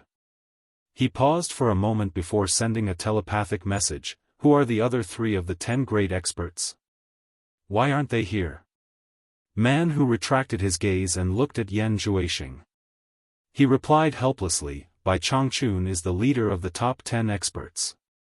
There were 2 others who were originally ranked 3rd and 4th. Unfortunately, they were killed by Bai Changchun. I don't think they will be able to come. Yan Zhuixing was startled. He glanced at the 7 experts and asked, what's their cultivation ranking? I don't know. Man Hu shook his head. Because of his master, there were some things that he couldn't say. It was really embarrassing to say it out loud. Wen Lanfeng, who ranked 2nd among the top 10 experts, would have been killed by Bai Changchun if Nongzhu had not saved him. Speaking of which, the 2nd, 3rd, and 4th ranked cultivators had all fallen at Bai Changchun's hands. In particular, the 3rd and 4th ranked cultivators. None of the soul formation final stage cultivators dared to say what their cultivation bases were, and none of them dared to fight for the 3rd and 4th positions. It seemed like Bai Changchun specialized in killing those who stood out. How terrifying! How could he not know? Yan Zhuixing looked at Man Hu doubtfully. Seeing that Man Hu didn't want to say anything, he didn't ask. He cast his gaze on the battlefield, which was about to erupt at any moment. When Lanfeng slowly raised the sword in his hand, the pupils of the 6 people shrank. The weapons in their hands trembled slightly as they raised their vigilance to the highest level. They had hesitated for a long time before. No one dared to make the first move because the first person to make the first move would definitely be the first to suffer Wen Lanfeng's heavy blow. Wen Lanfeng glanced at them and transmitted his voice to Wen Rui in the distance, activate the defensive formation I've set up in the Holy Palace. Wen Rui didn't dare to hesitate. He knew that the aftermath of the 7 people's fight would be destructive, so he quickly teleported back. After a while, a bowl-shaped arc of light appeared in the distance. It was very conspicuous under the sunlight. The 6 people naturally noticed it too. They knew that it was a sign that Wen Lanfeng was about to make a move, so they looked at each other. I've long heard that the 1000 search sword skill is unparalleled in the world. It's a pity that I haven't had the chance to experience it. Today, I'd like to see how powerful it is. Bing Chengzi finally spoke. He had the highest cultivation base among the 6, so he couldn't wait for others to make the first move. Baikong chuckled and said, Brother Bing's profound sword skill is not to be trifled with. I'll follow Brother Bing's lead and experience the mysteries of the 1000 search sword skill together. He was encouraging Bing Chengzi to make a move, telling him that as long as he made a move, he wouldn't stay idle. That's right. Hu Changshou echoed. Good. Bing Chengzi shouted loudly. A majestic icy aura surged out from his body, causing the surrounding temperature to plummet. The cold wind whistled. It was as if it was the coldest winter, and only snowflakes were left. Whoosh! A white shadow appeared in front of Wen Lanfeng with a dreamlike trajectory. Bing Chengzi had finally made the first move. Wen Lanfeng's huge silver sword was placed horizontally in front of him. With a dang sound, the broad blade blocked the incoming sword edge. The scene of one person thrusting his sword forward and the other blocking with his sword horizontally appeared in front of everyone's eyes for a brief moment. Many of the spectators rubbed their hands in excitement. They were finally making a move. Man Hu and his fellow disciples' hearts were in their throats when they saw that their master had made the first move. The moment they clashed, the murderous aura between them exploded. They moved almost at the same time. In an instant, their figures filled the sky. The six of them made a move at the same time, madly attacking Wen Lanfeng, who was in the middle at an extremely fast speed. The joint attack of the six soul formation final stage experts was exciting and exciting. The spectators only felt that the originally calm scene in front of them had instantly turned into a violent storm, lightning flashing, and thunder rumbling. The melancholy in Wen Lanfeng's eyes was swept away in an instant, and was replaced by a radiant light. In the blink of an eye, he struck 6 consecutive swords in 6 directions, shattering the 6 people's attacks. Then, he teleported into the sky. With the cultivation of the 7 people, fighting at such a close distance from the ground would probably destroy the Wen clan's sacred ground. After a swift and fierce attack failed, a blue phantom reacted the fastest among the 6 people. His figure rapidly rose into the sky with a phantom, and he shouted in the sky, "Thousand saber slash." Thousands of demonic and huge blue saber auras suddenly appeared in the sky, impatiently slashing toward Wen Lanfeng's head. The saber shadows that were as dense as a collapsing mountain slashed down crazily with a shocking scene, as if half the sky was filled with the shadows of his saber auras. This person was one of the top 10 experts, Pei Fong, who was known for his speed. As expected, the grand scene of a late-stage soul formation expert's attack was not something ordinary experts could compare to. The spectators sucked in a breath of cold air. Based on Fatty Pei's attack speed and power, who among the spectators would be able to block this move? Everyone was dumbstruck. At this point, the other 5 people naturally had to cooperate with each other. They quickly blocked off Wen Lanfeng's escape routes from the other 5 directions. Attack! Yangda wore a pair of pitch-black claws that looked like armor. The iron armor started from his elbows and extended to his palms like scales. The sharp claws on his 10 fingers flickered with a sharp black light. Everyone dispersed, but he shot into the sky from below Wen Lanfeng. His sharp claws spread out on his arms, creating an enlarged phantom image. Like a scorpion raising its giant pincers, he spun and strangled with abnormal ferocity. He started attacking from below, and Pei Fong started attacking from above.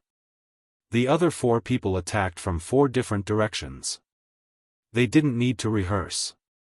Based on their countless years of combat experience, they instantly formed the most effective joint attack. Sovereign Descent Ruler.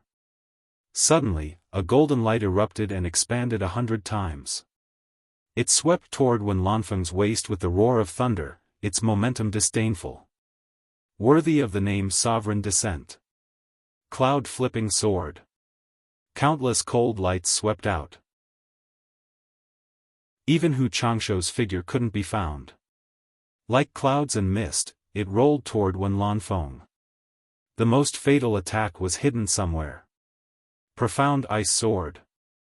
Specks of starlight fluttered like snowflakes, carrying a dreamy trajectory as they blew toward Wen Lanfeng.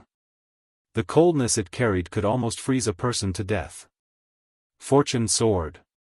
Densely covering an area, it appeared and disappeared without a trace. Like a venomous snake spitting out its tongue, it seized the opportunity to kill. The 6 people attacked together. Within a radius of nearly 1,000 meters high in the sky, the shadows of the 6 people attacking were instantly everywhere. Floating clouds had long since been shattered by the fierce momentum. Amidst the undulating wind and clouds, it was all the magnificent performance of the 6 people. The people below couldn't even see Wen Lanfeng's shadow. Everyone stared at this scene in shock. All of them secretly wondered who would be able to escape from the joint attack of these 6 people. Even Bai Changchun couldn't be sure. Wen Lanfeng was doomed. Wen Rui's heart was in a mess. If the ancestor lost, the Wen family would be completely finished.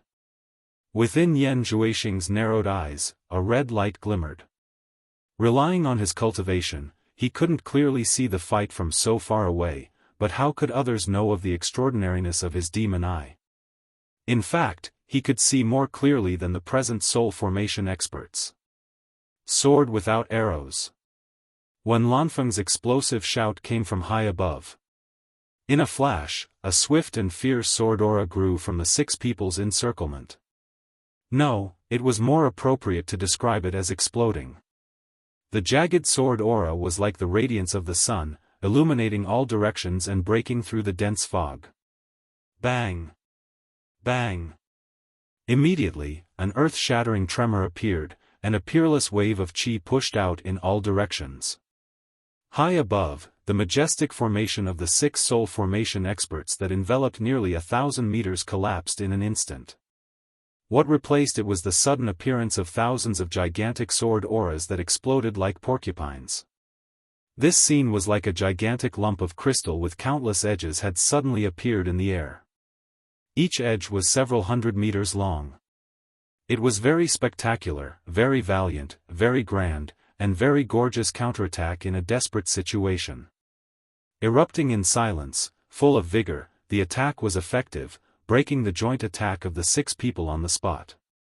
Someone exclaimed, "That's the ultimate move of the Thousand Seeker sword technique, sword without arrows. I've long heard of it. I didn't expect to see Wen Lanfeng use it today. TSK.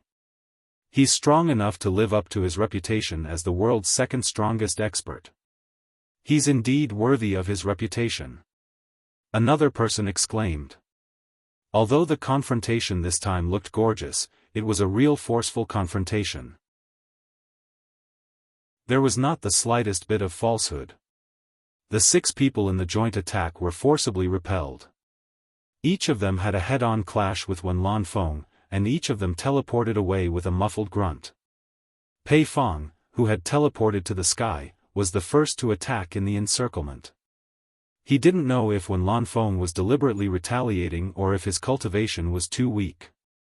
The powerful impact was unusually violent, causing him to taste sweetness in his throat and almost spit out a mouthful of blood in front of everyone. However, he forcefully swallowed it back and took the opportunity to teleport to wipe the blood seeping out of the corner of his mouth. Chapter 556. Shock. At this moment, the 6 of them were extremely shocked.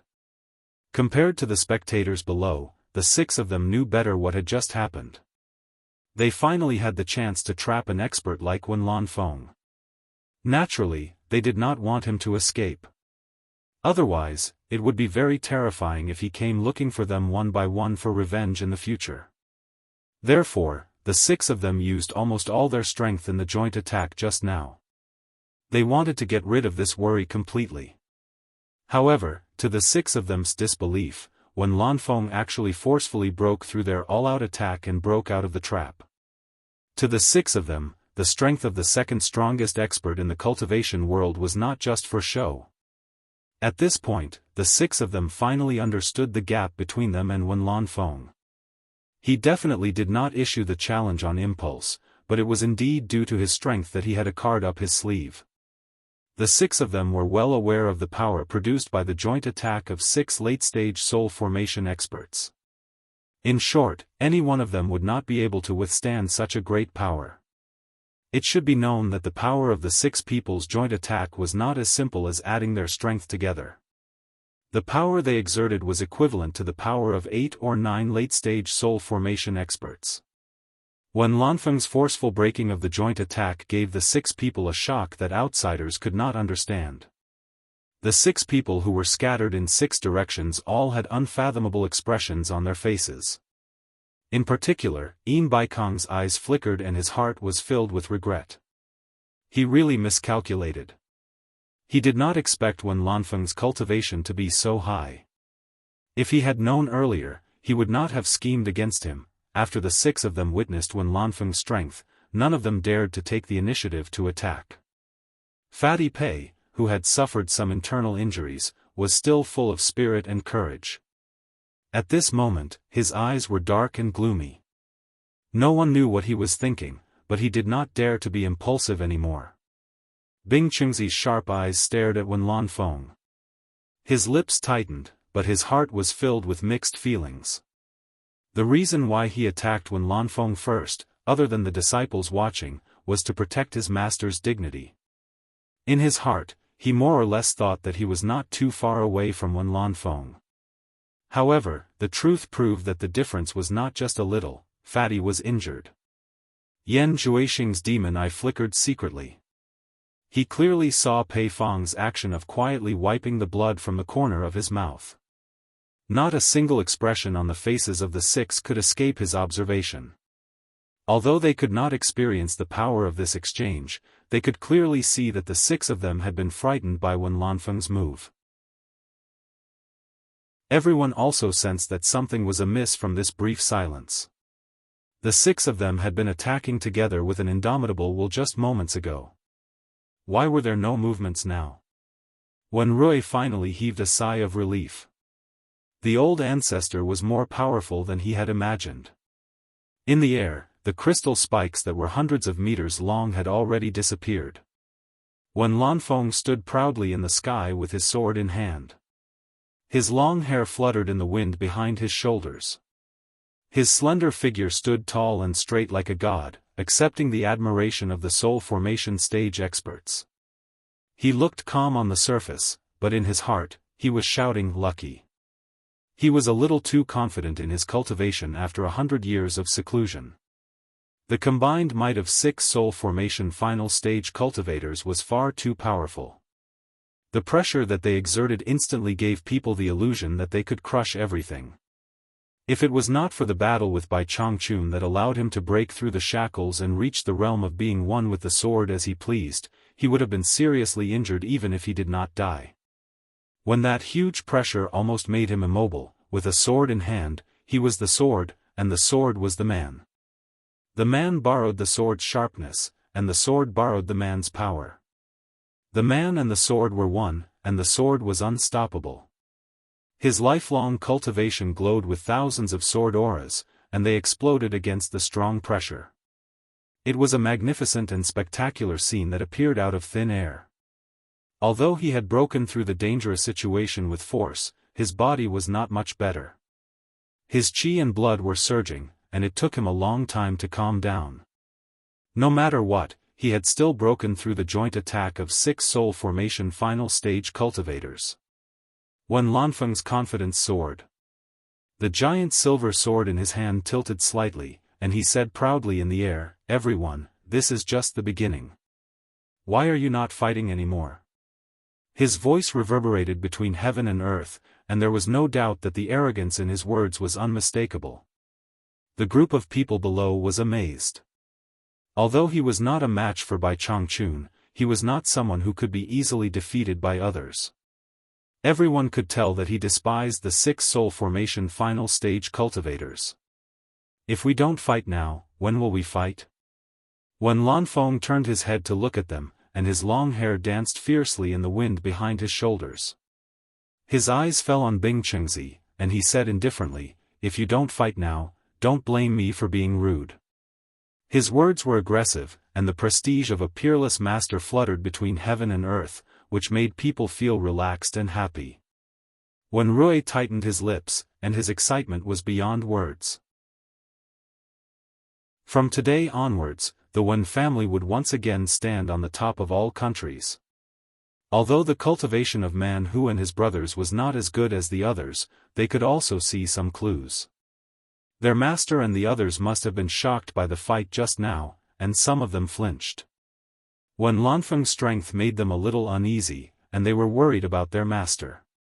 Yan Juixing's pair of demonic eyes stared at Wen Lanfeng, and he was fascinated, but he was also silent.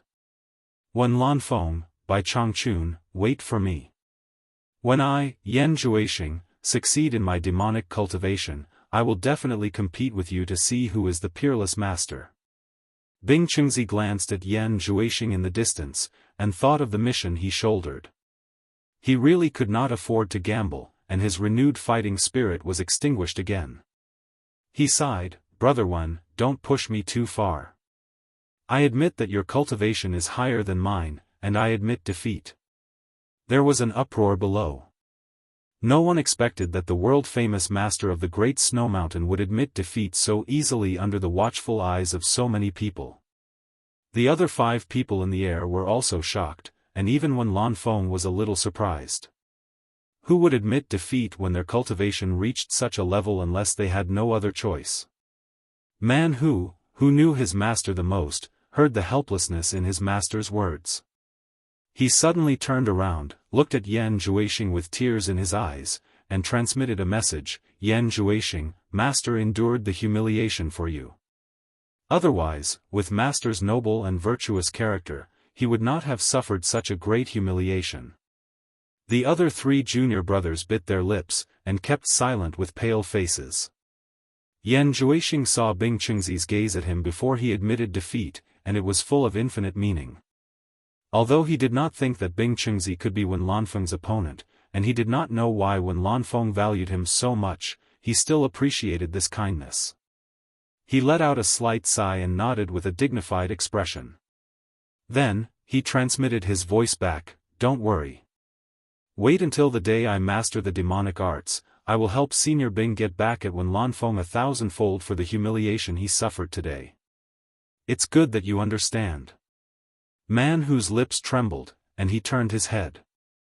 Wen Lanfeng looked at Bing Chengzi with a somewhat complicated expression, and then said indifferently, "Since you have admitted defeat, it's none of your business." Since Bing Chengzi had said such words, based on his character, he would not continue to force him.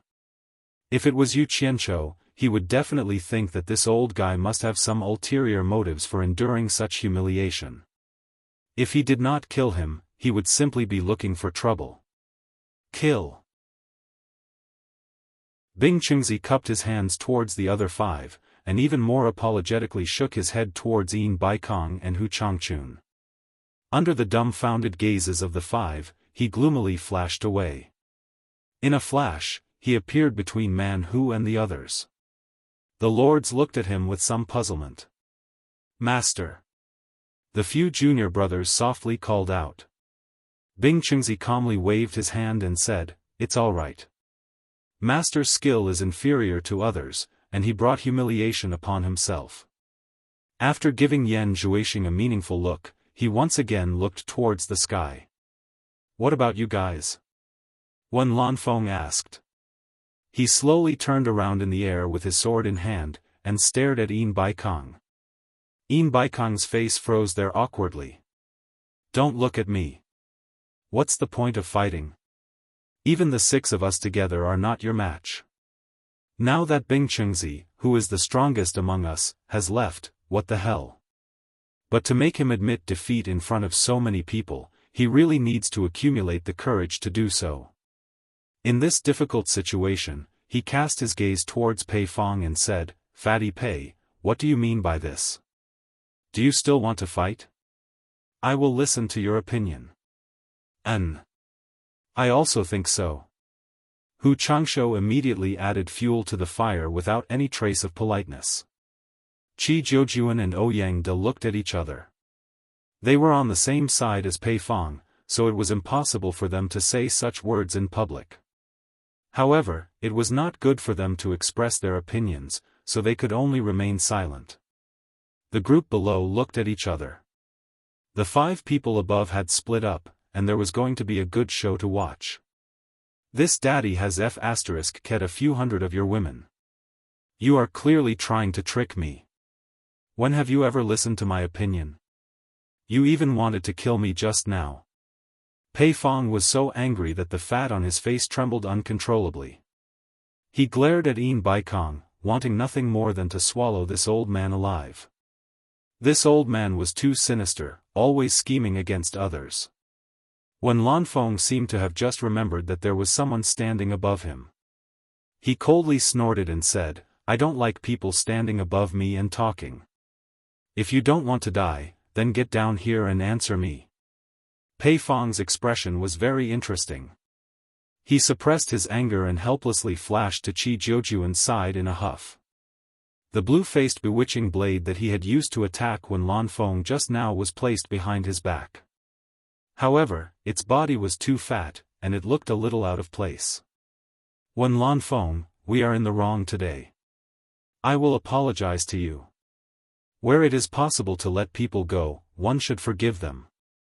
Pei Fong finally spoke softly, which was equivalent to admitting defeat in disguise. However, he still wanted to save his last bit of face. Wen Lanfeng glanced at Bing Chengzi, who had already left the arena. He suddenly turned his gaze back and said indifferently, "Just now, everyone joined forces and seemed to want to kill me. Don't you think the saying, where it is possible to let people go, one should forgive them, is ridiculous?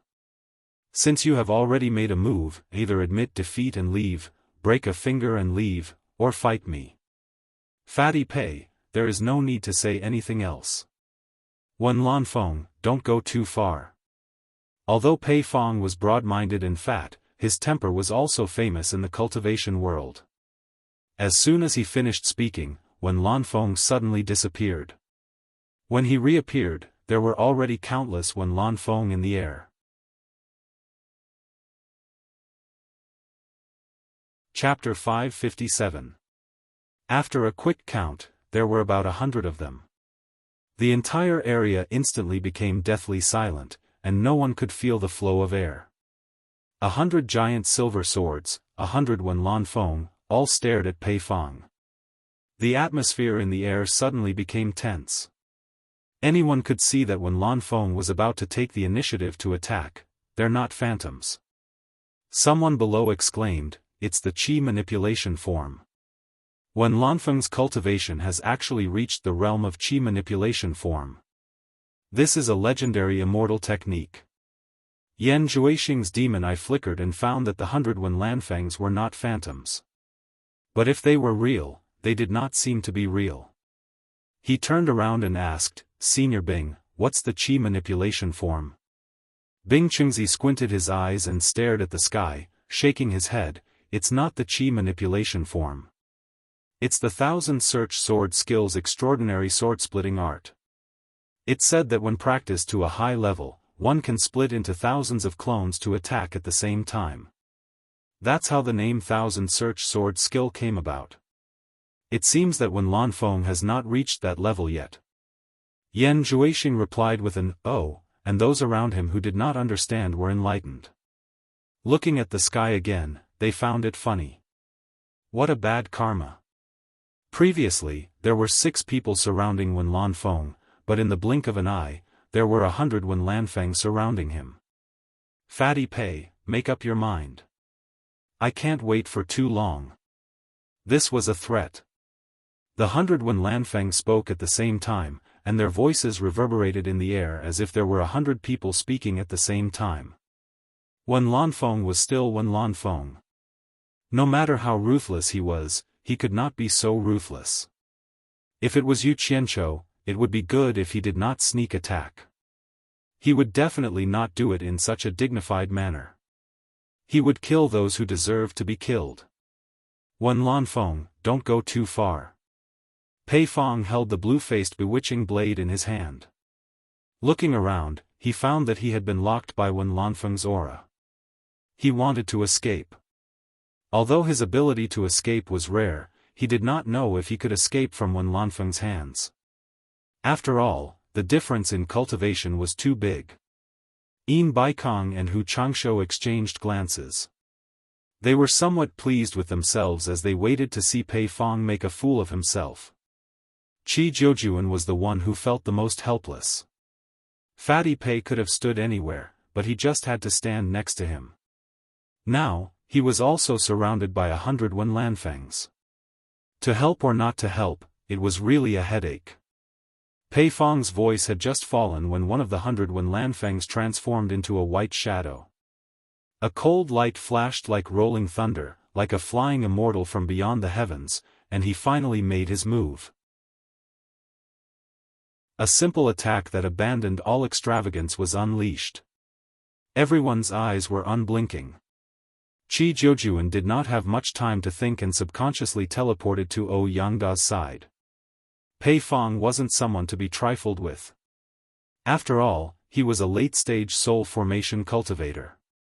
The blue-faced demon saber in his hand glowed with a demonic blue light. It suddenly expanded, forming a saber aura that was more than 10 meters long. Dang! The sound reverberated through the heavens and earth. One blue and one white collided, stirring up an uproar. The white shadow disappeared. Pei Fong calmed down after this exchange. Although his arms were numb from the impact and the blood in his body was tumbling, he realized that the other party was only so. It wasn't that he couldn't withstand it.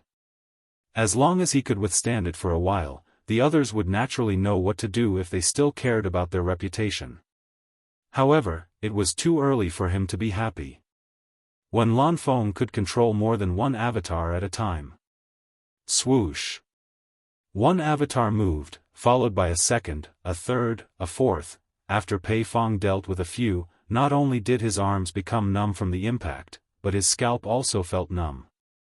His heart turned cold. This was because he realized that when one avatar was defeated, another would immediately appear. There were always more than 100 avatars. If this continued, he wouldn't be able to withstand them for long with his cultivation. The frequency of when Lanfeng's avatars attacking became faster and faster, forcing Pei Fong to use a life-saving move that consumed a lot of his cultivation. He shouted, "Show off my blue face." Pei Fong instantly turned into a blue, fat top in the air. A fat top with many blue wings. He spun in the air in a dazzling blue light. It was very beautiful, desperately dealing with the attacks that came like a storm, bang, bang, bang. The rapid sound of explosions rang in the air. It was simply deafening. When Lanfeng's hundreds of doppelgangers wielded a huge silver sword, bringing out streaks of silver lightning. Just like the battle with Bai Chongqun at the 1,000-mile lake, they transformed into a huge, gorgeous white lotus flower in full bloom. In the eyes of everyone, in the air, a huge white lotus in full bloom was beating a fat top with blue wings. It looked beautiful, but everyone understood that it was definitely not just beautiful. The power contained in it was terrifying, and they could feel it from the surging aftershocks of the battle. Everyone could act as if it was none of their business and just watch the show. They didn't know that Pei Fong was already suffering in the battle. In the high-speed rotation, the blue demon saber was constantly switched between his left and right hands. When Lanfeng's cultivation was much higher than his. Such a dense frequency of attacks shook his arm until it was numb, and the saber almost fell out of his hand. He simply couldn't hold the saber with one hand, and could only keep switching between both hands. Pei Fong, who was clenching his teeth and resisting, didn't even realize how ugly his face was. His chubby and rosy face was now as white as a sheet of paper, deathly pale. It was only when blood seeped out of the corner of his mouth and his nose that he felt something was wrong and panicked. At this point, it was impossible to find a short gap to escape.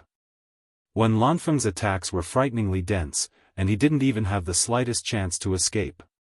He also had to desperately protect his body, not daring to show any flaws. Otherwise, under such dense attacks, a small flaw could take his life. After Yan Zhuixing's demonic eyes flashed, he sighed with lingering fear and said, "Senior Bing, Pei Fong's 7 orifices are bleeding. He's already injured, and I'm afraid he can't hold on any longer." Man Hu and the others turned around. With their cultivation, they couldn't even see the faces of people at such a distance, let alone such a high-tempo and intense battle. Some people around looked at Yan Zhuixing with disdain. The meaning in their eyes was clearly saying, "We can't even see clearly, and you, a puny early-stage tribulation-passing cultivator, dare to boast shamelessly." Yan Zhuixing was slightly startled, and he knew that he had forgotten himself. Bing Chengzi, however, was a sensible person. He looked at Yan Zhuixing with some gratification and transmitted a message, "Your demonic eyes have begun to develop?" Yan Zhuixing smiled faintly and transmitted a message back, "I'm still far from mastery, just a small mastery. However, these messy appearances can't confuse my demonic eyes. Under my demonic eyes, everything is revealed and there's nowhere to hide." "Good." Bing Chengzi uttered a word in satisfaction. He didn't say anything else and continued to watch the battle with a smile on his face. "Qi Jiujuan, oh Yangda, what are you waiting for? Are you going to watch me die?" Pei Fong's cry for help came from the loud explosions, and he seemed to be crying. It was very urgent. With such a powerful and intensive attack, the people below felt their blood run cold. Hearing that an expert at the late stage of soul formation was beaten to tears, one could imagine the pressure Fatty Pei was under.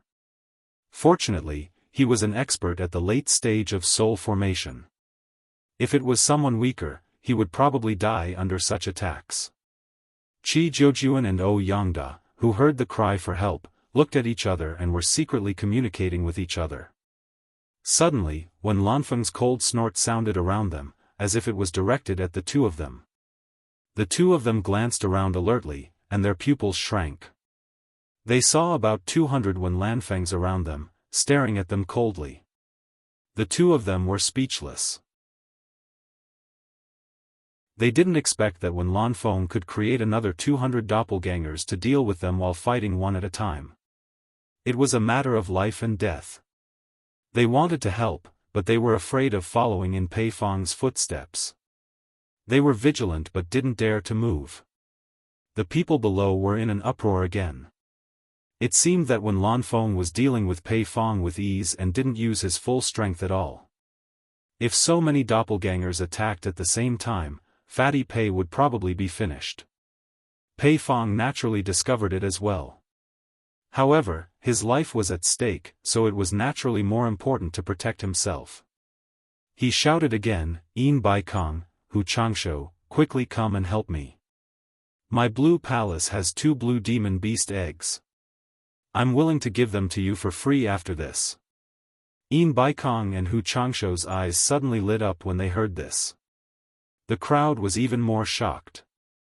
Everyone knew that blue demon beasts were not ordinary demon beasts. They were rare spirit beasts in the cultivation world with extraordinary power and could be considered priceless treasures. Fatty Pei's blue palace had one, and it was the treasure of the palace. No one expected it to lay eggs. Yin Baikong transmitted his voice to Hu Changshou. An adult blue demon beast is more powerful than an early spirit severing realm expert. This damn fatty is really cunning. The blue demon beast laid eggs, but he didn't even leak a word about it. Hu Changshou glanced at him. You're even more sinister than him. Who knows what you're doing behind the scenes? Hui Yin said, what do you mean? You want to bet? Halfway through the transmission, the two of them jumped in fright at the same time. It was because 200 Wen Lanfengs had appeared around the two of them, glaring at them like tigers watching their prey, ready to attack at any time. The two of them immediately became vigilant.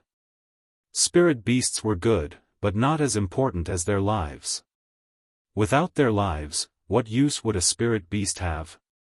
Wen Lanfeng's 200 doppelgangers were truly frightening. His cultivation was a bit unfathomable. Hee. Brother Wen, everyone knows we're enemies with this damn fatty. Yin Baikong laughed awkwardly. What he meant was, don't listen to this damn fatty's nonsense. We won't help him, don't misunderstand. The crowd watched Wen Lanfeng fight a late-stage soul formation expert and intimidate 4 in a row. They were speechless. They really didn't know how many more doppelgangers he could create. Pei Fang almost vomited blood from Yin Baikong's words. He was already on the verge of collapse, and now that he was distracted, his weakness was immediately revealed. Not good, but it was already too late. A sharp pain came from his hand, and the blue demon saber had already left his hand. A flurry of footsteps came from all directions, whipping at his body.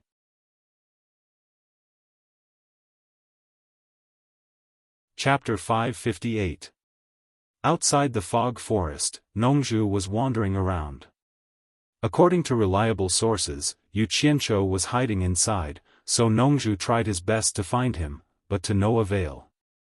After wandering around for a few days, Nongzhu felt that something was wrong. According to her understanding of Yu Qianqiu, that guy was a restless person. Why would he stay inside? Coincidentally, she received news that a guy called Niu Yud had cheated a lot of spirit stones from later Zhou. Nongzhu's first reaction was that this Niu Yud might be Yu Qianqiu. However, when she heard that this Niu Yud was a soul formation expert, Nongzhu denied her previous guess. Yu Qianqiu could change his appearance, but his cultivation couldn't be faked. However, Nongzhu was very curious about who this Niu Yud was. Even with her vast knowledge in the cultivation world, she had never heard of this person. Out of curiosity, she decided to go to Ghost Manor to take a look. Others might be afraid of the one-armed old man, but he didn't care. Before she left, she suddenly heard another shocking news. In the sacred land of Baiwan, when Lanfeng defeated 6 late-stage soul formation experts, Pei Fong was seriously injured, and one of his palms was cut off by Wen Lanfeng's sword. There were also 5 experts who admitted defeat to Wen Lanfeng. The most baffling thing was that Wen Lanfeng had said that he admired Yu Qianzhou very much after hearing that he was overflowing with talent. He also warned the soul formation experts who were preparing to deal with Yu Qianzhou that he wouldn't sit idly by. In the southeast of the fog forest, several cultivators were preparing all kinds of food and flattering Nongzhu in a large pile of rocks. There were also a few who were telling Nongzhu the latest news. Holding a roasted muntjac leg, Nongzhu squatted on the big rock and stared at the people who were looking at her in shock. Is this news true? Are you sure? Senior Nongzhu, we would never dare to lie to you. One of them patted his chest and guaranteed, this news is absolutely true. Right now, this matter has already spread like wildfire. There's no way it's fake. Eat and drink well. I'll go ask Wen Lanfeng. Nongzhu threw the roasted muntjac leg into the man's arms and disappeared into thin air. The man hugged the oily roasted muntjac leg and looked at the others. In the plum garden of the Ghost Manor, Yu Qianzhou, who had extorted all the countries, used his free time to practice the animal show in the garden. This was something that he would practice whenever he was free. He had always been very confident in the things that Bai Changchun came up with, so he would practice hard whenever he was free. Fu Chun and Qin Jiaxing didn't understand what their boss was doing, but it didn't matter whether they understood or not. The task that Yu Qianzhou gave them was to inquire about the news of the cultivation world every day. The two of them were happy to be the best among the wandering cultivators.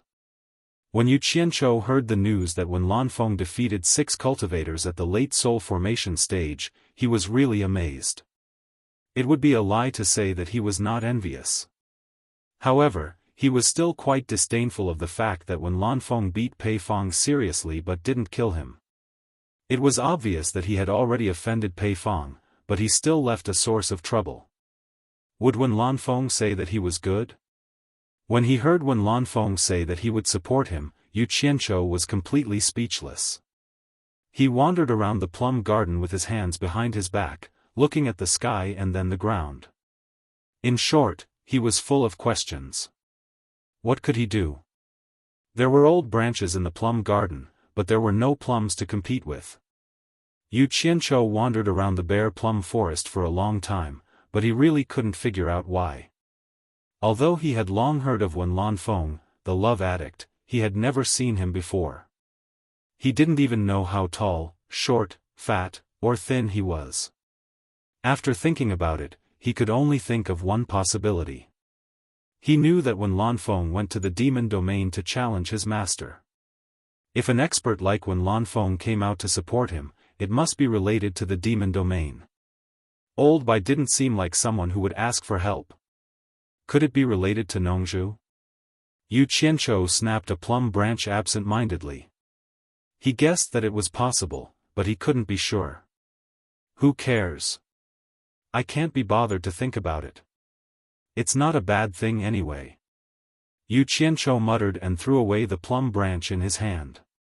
He waved his hand to summon his 2 subordinates, who were reporting the news, and asked, "Are you ready for tomorrow?" The 2 replied, "Everything is ready." Yu Qianzhou nodded with satisfaction.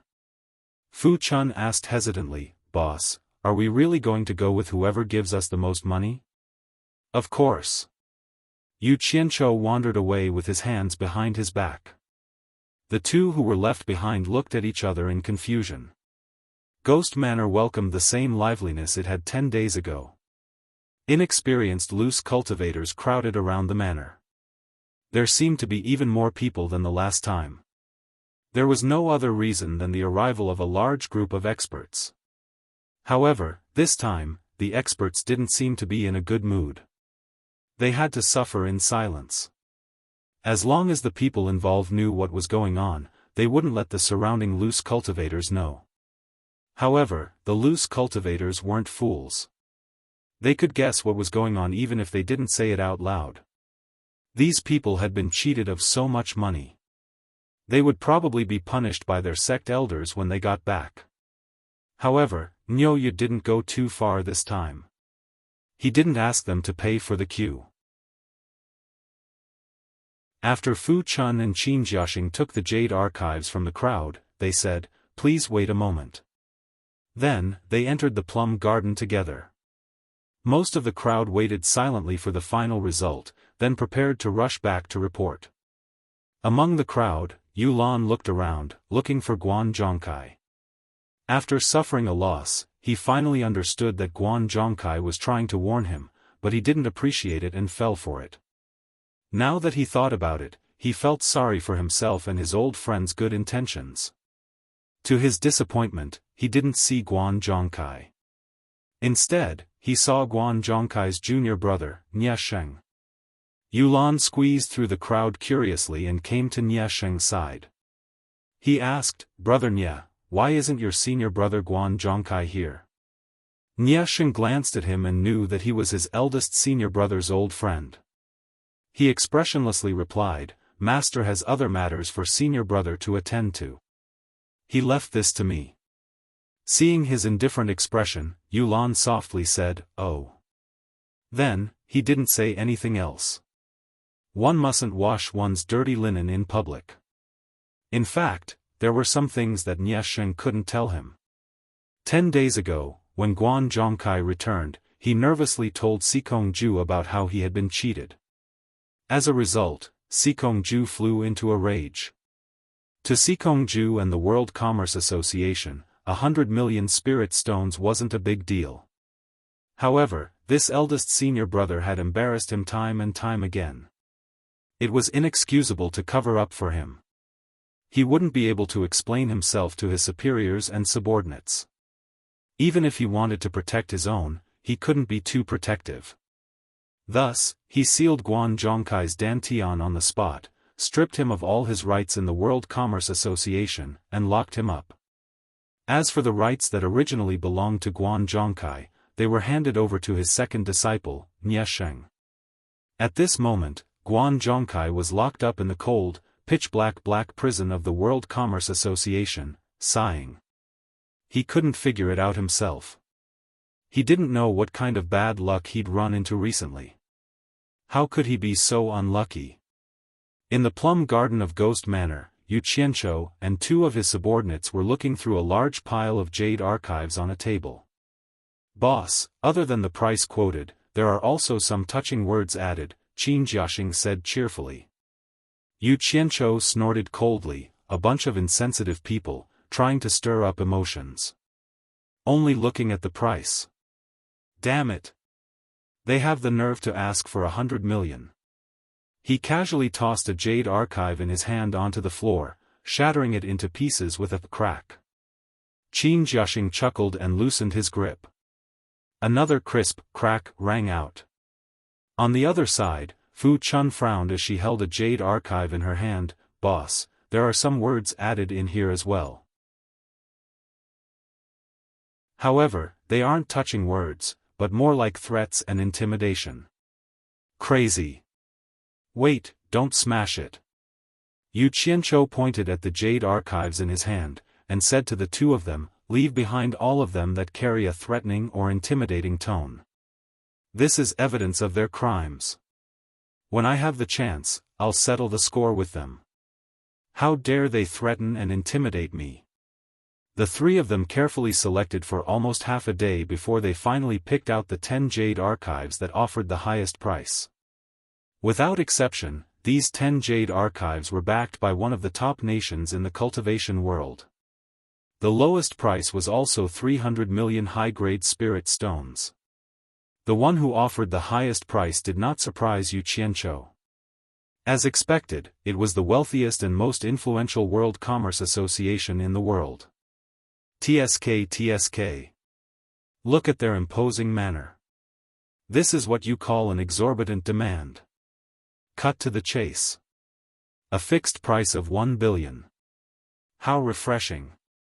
Yu Qianzhou's eyes narrowed into slits as he laughed. Qin Jiaxing exclaimed, the World Commerce Association's wealth is indeed frightening. Compared to the second highest bidder who offered 600 million, it's a whopping 400 million. Fu Chun shook her head and said, they're determined to get it. Yu Qianzhou handed the Jade Archive to Fu Chun and said, go and announce the highest price that the World Commerce Association has offered, lest people say that I'm being unfair. Also, invite the people from the World Commerce Association in and we'll discuss when to pay. The group of people outside the door was already in a bad mood. Now that they had to wait for almost half a day, none of them had a pleasant expression on their faces. Most importantly, many of them did not hold out much hope for this segment of the bidding. If the price wasn't high, it would be a miracle if they relied on the emotional and intimidating words in the Jade Archives. The higher-ups had never seen Niu Yud in person, so they had no idea what kind of person he was. The moment Fu Chun appeared at the main entrance, she attracted everyone's attention.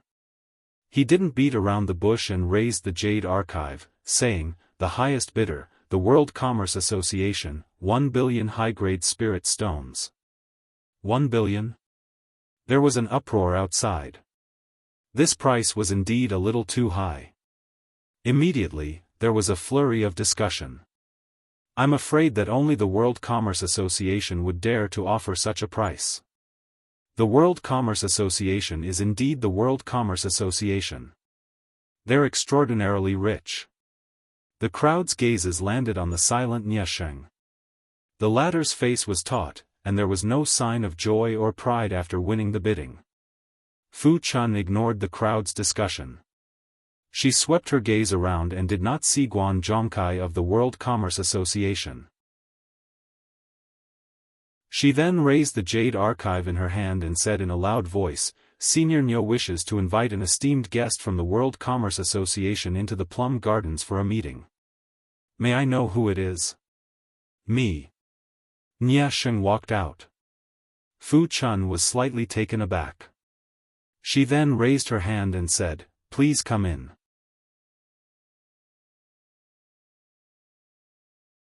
Chapter 559. He politely led Niesheng in, looking back every few steps, afraid that this esteemed guest would bump into something or step on a pebble and fall. Such a careful attitude made Niesheng feel uncomfortable all over, and he almost got goosebumps all over his body. They followed the stone path, passed through the plum forest, then climbed the steps and entered the main hall. A middle-aged man was sitting in the middle of the main hall with his legs crossed, sipping on a cup of tea. Only that Niu Yud could sit so casually in such a high position. Niesheng naturally wouldn't look down on him just because he looked young.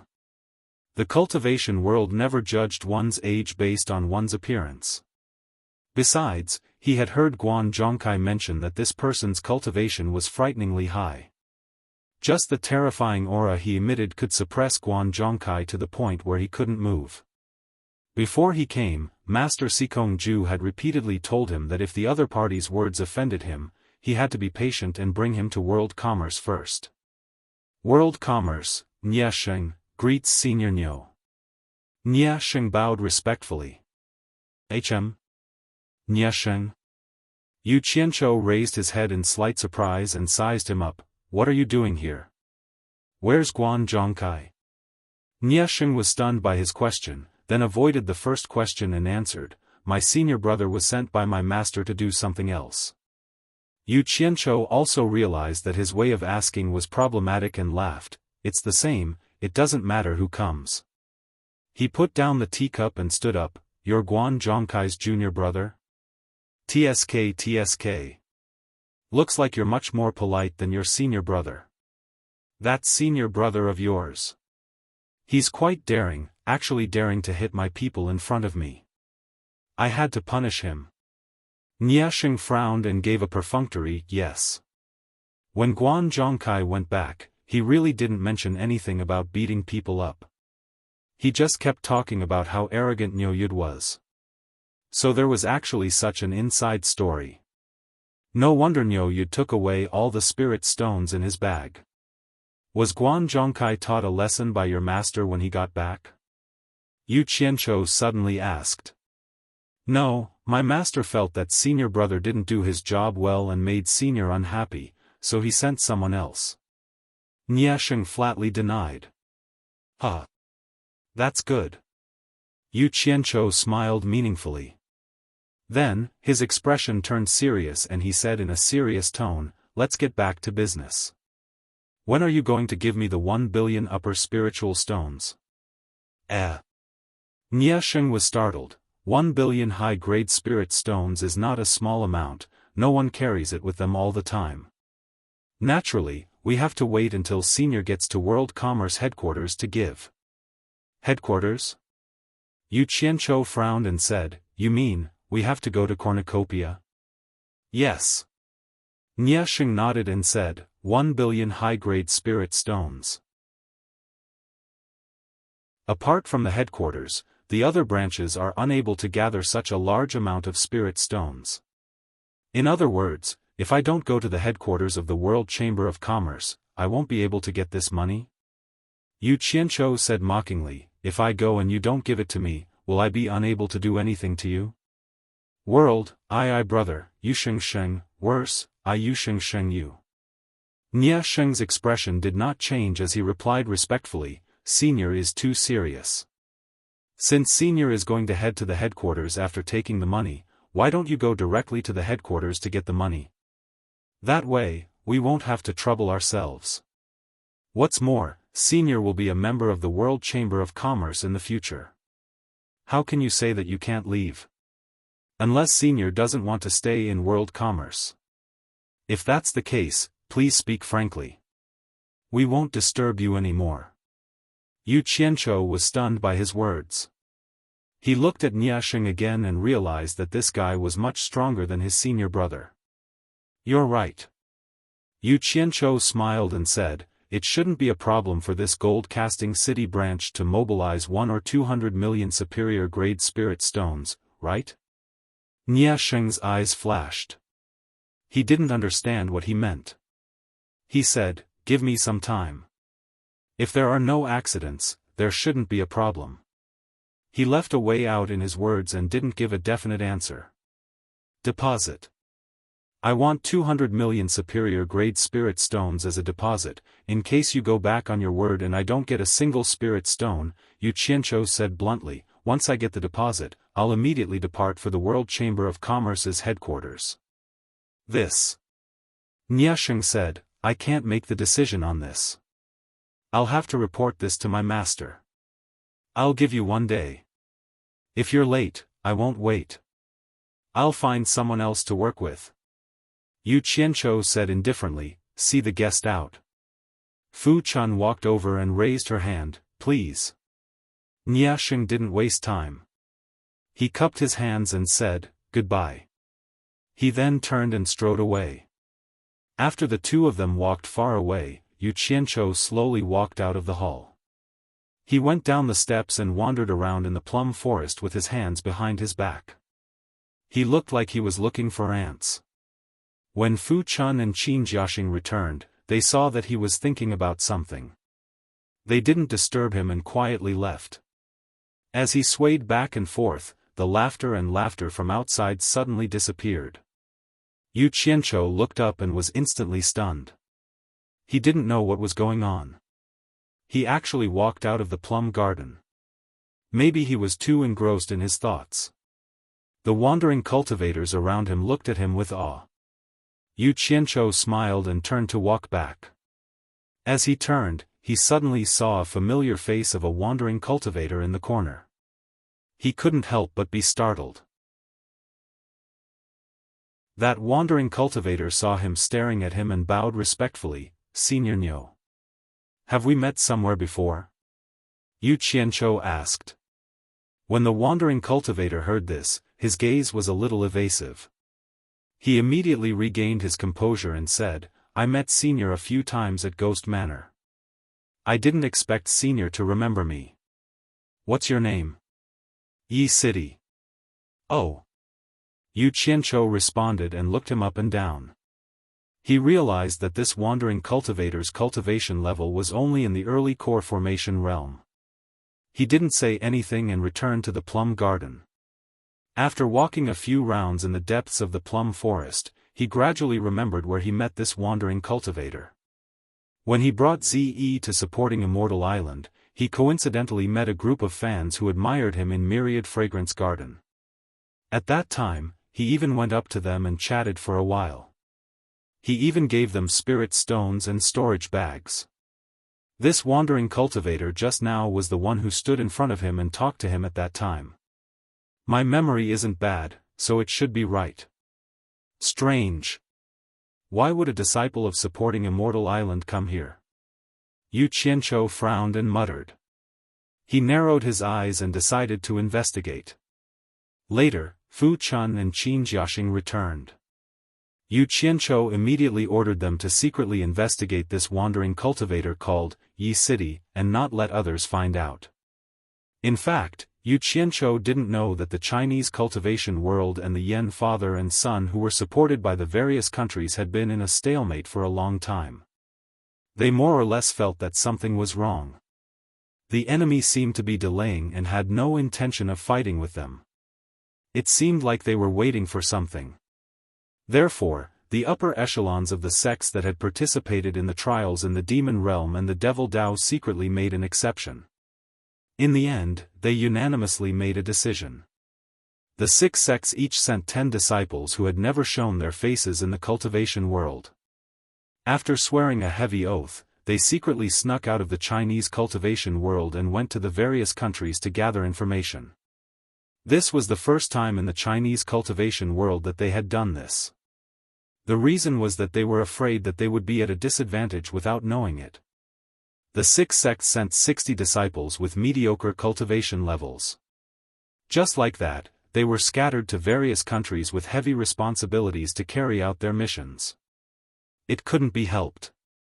Those with high cultivation levels and a bit of status in the sects were not so easy to order around. Who would be willing to take this risk? Almost all of the 60 disciples who snuck in chose to be wandering cultivators in foreign countries because they didn't have the qualifications to join a sect.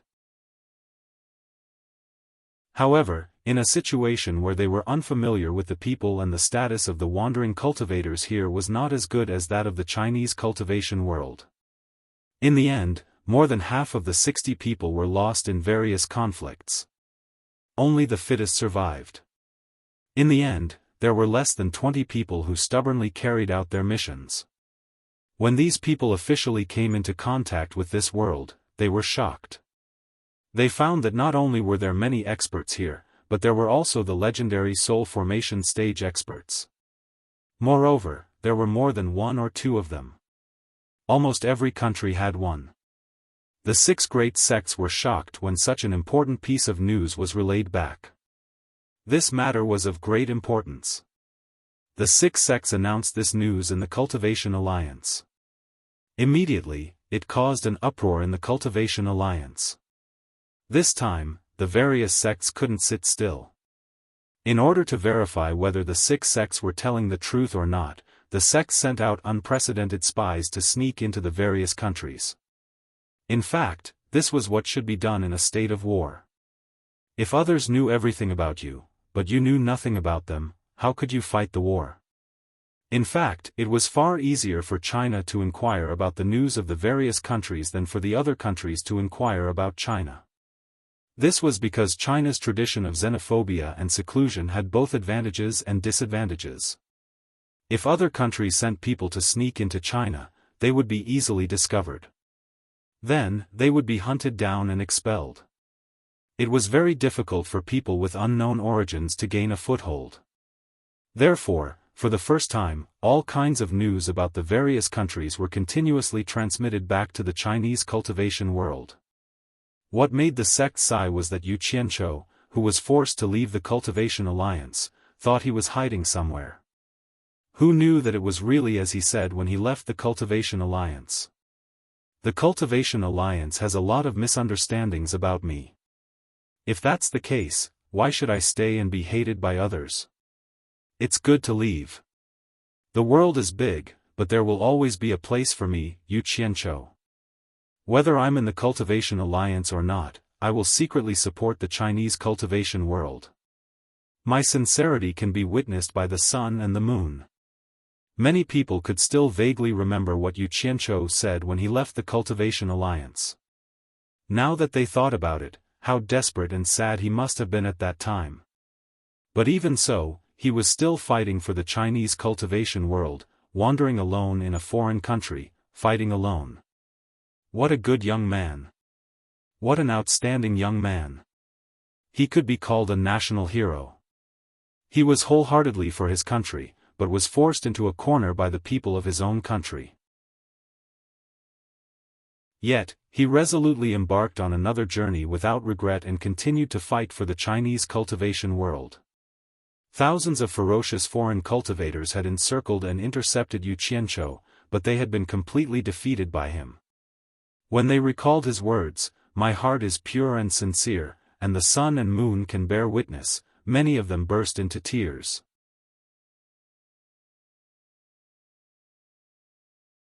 Chapter 560. Back in the day, Yu Qianqiu was known as a scum and a madman in China's cultivation world. It was really a big name that everyone didn't know. However, to those lowly disciples of the various sects, Yu Qianqiu's rebellious and unruly experience of struggling to succeed made them crazily idolize him. Because everyone was born at the grassroots, Yu Qianqiu's success was a kind of hope for them. Although not everyone could succeed, at least it was a kind of hope that could be seen. Indeed, because of this, many people were affected. As for whether Yu Qianqiu was a scum or a madman, what did that have to do with them? Yu Qianqiu had never been defeated, nor had he ever gone crazy. Whether he was a scum or not was a madman, that was what the higher-ups said. At least those grassroots disciples who had come into contact with Yu Qianqiu, their view of Yu Qianqiu was completely different from that of the higher-ups. The Yu Qianqiu they saw, and the Yu Qianqiu that came out of their mouths, was so amiable, so loved. No matter how unremarkable a disciple you were, Yu Qianqiu would not be like some people, not even giving you a proper look. He would talk with you enthusiastically, he would put you on the same level as him and talk with you enthusiastically. He did not have the slightest arrogance of a famous cultivator. Many lowly disciples had received greetings from him, this could be proved by many people. Everyone said that he was vicious and merciless, a scum, a madman, but in fact, he hated evil as if it was his enemy. It was just some people deliberately slandering and framing him because of jealousy. This was the Yu Qianqiu that those grassroots disciples spoke of. The cultivation world was originally a place where the strong preyed on the weak, or where the strong bullied the weak. Being in a sect, those young disciples felt that there were many unfairness, but very few dared to openly rebel. At this time, Yu Qianqiu had become the target of their secret discussion. The story of how he had dealt with a certain person's son or grandson when he was still in the core formation stage was brought up again and again. The more he spoke, the more excited he became. He wished he could be Yu Qianqiu and jump out to beat up a certain someone. This kind of talk was extremely contagious among the lower levels of the various sections. The more oppressive they were, the more it would spread. In fact, many new disciples grew up listening to Yu Qianqiu's legends. There were even some radicals who had tattooed the words, Yu Qianqiu, on their arms, chests, and backs. It was quite a ferocious sight. Speaking of Yu Qianqiu's tattoo, there was an interesting story. Recently, two new gangs have risen in the Wuxia cultivation world. One is called Hong Gang, and the other is called Green Gang. These two gangs have been committing crimes everywhere in the cultivation world. It can't be said that they have done all kinds of evil, but they have done everything from burning, killing, and robbing. Moreover, they have been constantly recruiting loose cultivators. Not long after, the number of members of these two gangs has reached over 1,000. Different from the usual motley crew, these two gangs are two extremely secretive organizations. Moreover, they have quite standard training methods. It made people wonder if they were in cahoots with each other. When they come out to commit crimes, they will fight wherever they are pointed to, and they are not afraid of death. Many sects that were harassed repeatedly sent people out to annihilate them. However, these two gangs come and go like the wind. They have always been fighting as a guerrilla and never settled down in a fixed location. When they are about to commit a crime, they gather from all directions, and after the crime is done, they scatter in all directions. They should have a unique way of contacting each other. No one knows where their lair is. Because it is a very special time, all the sects are always on guard against the attack of the limitless island. It is impossible for them to spend a lot of time to transfer their elites to look for them. Moreover, most of the people in these two gangs are low-level cultivators, so no one thinks that they can cause too much harm. As a result, taking advantage of this opportunity, the two gangs are getting more and more powerful. Moreover, these two gangs have dozens of experts who are very good at fighting. Ordinary small sects are not their opponents at all. In order to avoid disaster, whether it is the small sects of the righteous path or the small sects of the devil path, they are all paying protection fees. There is no other way. If they do not pay, they will directly burn, kill, and rob. Who ask the big sects of the righteous path and devil path to not have the time to annihilate them for the time being. These two gangs are also very fun. Not to mention that they do not invade each other, they are also very clear about collecting protection fees from those small sections. Green Gang collects money from the devil path, Hong Gang collects money from the righteous path. When they meet a tough opponent, the two gangs will join hands to deal with it. Although in the eyes of those big sects, they are just a group of habitual bandits. When the time is right, they can be annihilated at any time. However, in the eyes of those small sects, these two gangs have become the managers of the two small sects of the righteous path and devil path. If there is a sect that is not obedient, these two gangs will find an opportunity to sweep away the obstacles of that sect's upper echelon and support someone else to take the position. With strict organizational discipline and some clever methods, the two gangs unexpectedly became two forces that cannot be ignored in a short period of time. The various sects did not expect that these tangled loose cultivators can actually become something. Just when they are fighting against Limitless Island, the Cultivation World Alliance thought of recruiting Hong Gang and Green Gang to join. However, the leaders of these two gangs are very secretive. So far, no one has seen them, so there is no way to recruit them. Once, dozens of new disciples of the 10,000 demons went down the mountain to gain experience. In the end, they were unlucky and encountered the bandits of the Hong Gang. Among the group of 10,000 demons, the leader of the early-stage tribulation passing elder has the highest cultivation. Naturally, he has to defend against the enemy.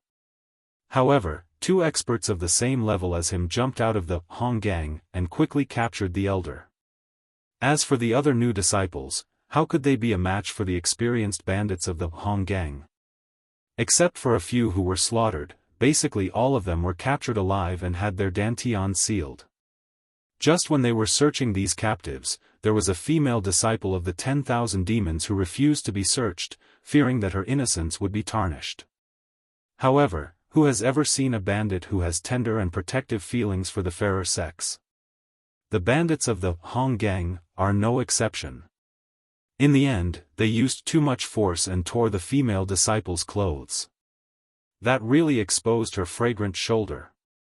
At this moment, the leader of the Hong Gang suddenly shouted, "Stop!" He strode in front of the crying female disciple, pointed at the tattoo on her shoulder and asked, "Do you know Yu Qianchou?" It turns out that on the female disciple's shoulder, the three words, Yu Qianchou, were tattooed. It seems that there was also some design. The tattoo is very delicate. "I don't know him." The female disciple replied in fear, not knowing what the other party wanted to do. The bandit leader felt strange and asked, "Since you don't know Yu Qianchou, why did you tattoo the 3 words Yu Qianchou on your shoulder? The female disciple replied with fear, because this junior greatly admires senior Yu Qianchou, and at the same time hopes to borrow the auspiciousness of senior Yu's name to let junior be worry-free. The bandit leader said suspiciously, just because of this? You tattooed Yu Qianchou's name on your shoulder? He couldn't understand, how could a girl casually tattoo a strange man's name on her body? He even suspected that he had kidnapped Yu Qianchou's old lover. Yes, yes. The female disciple replied. Don't ever lie to me, hee. Otherwise, your end will be very miserable. The bandit leader's face was ferocious as he threatened, tell me honestly, what is your relationship with Yu Qianchou? Just as the female disciple was trembling in fear, a male disciple who had already been searched by the side couldn't stand it anymore and couldn't help but roar, Honggang bandits, what's the point of bullying women? If you have the guts, come at me. I also have the 3 words Yu Qianchou tattooed on my body. With a swish, he tore off his sleeve, the 3 words Yu Qianchou really were tattooed on his arm. You still dare to be so stubborn? Bam! One of the bandits guarding immediately knocked him down with a punch. Stop! The bandit leader stopped his subordinates from attacking again, pulled the fallen male disciple up, directly spat on his palm, and then rubbed the tattoo on the male disciple's arm. Seeing that the color didn't fade, he let go of him and muttered, it really is a tattoo.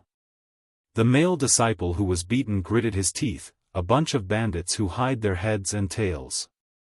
If Senior Yu Qianchou was still here, how could your Honggang and Qinggang be so arrogant in the cultivation world? Just wait and see. Sooner or later, Senior Yu will return with his hundreds of wandering cultivators. With Senior Yu's abhorrence of evil, when that time comes, it will be your time to die. The bandit leader was stunned by his words, and then his eyes became a little unfocused, not knowing what he was thinking. That's right. Right at this moment, another disciple stood out and tore off the clothes on his chest. The words, Yu Qianchou, were impressively tattooed on his chest. He opened his shirt and shouted with righteous indignation, a bunch of shameless bandits, if you want to kill me, then kill me. Senior Yu will come back to deal with you sooner or later. If you want to kill me, then kill me. Swoosh swoosh. Another 5 or 6 sleeves were torn off, and a few more people stood up, with the 3 words, Yu Qianchou, tattooed on their bare arms. The group of bandits was dumbfounded. They had seen people who were not afraid of death, but they had never seen so many. Could it be that the Yu Qianchou tattoo could make them more courageous? Even the elder of the 10,000 demons who was restrained was shocked, as if he didn't expect that there would be so many disciples in the sect with the 3 words, Yu Qianchou, tattooed. The bandit leader stood there scratching his head for a while, and asked in surprise, aren't you from the 10,000 demons? Why are you all related to Yu Qianchou? The bare-chested disciple stepped forward in a righteous manner, approaching step by step, and said, because Senior Yu is upright and plain-spoken, helps the weak, gets rid of the violent, and punishes the wicked. He specializes in killing evil people like you, and we all admire him. Tui. Senior Yu's name is not something that a lowly person like you can mention, don't tarnish Senior Yu's name. Just you wait. Senior Yu will come back to deal with you sooner or later. The bandit leader could have easily taken care of him, but he was forced to take a step back by the Senior Yu and Senior Yu. The expression on his face was extremely complicated. When the group of hot-blooded newcomers saw that Senior Yu's big name could actually scare the bandit leader, they were instantly fired up. All of them flashed the Yu Qianchou tattoo and approached, shouting nonsense like, kill me if you want to kill me.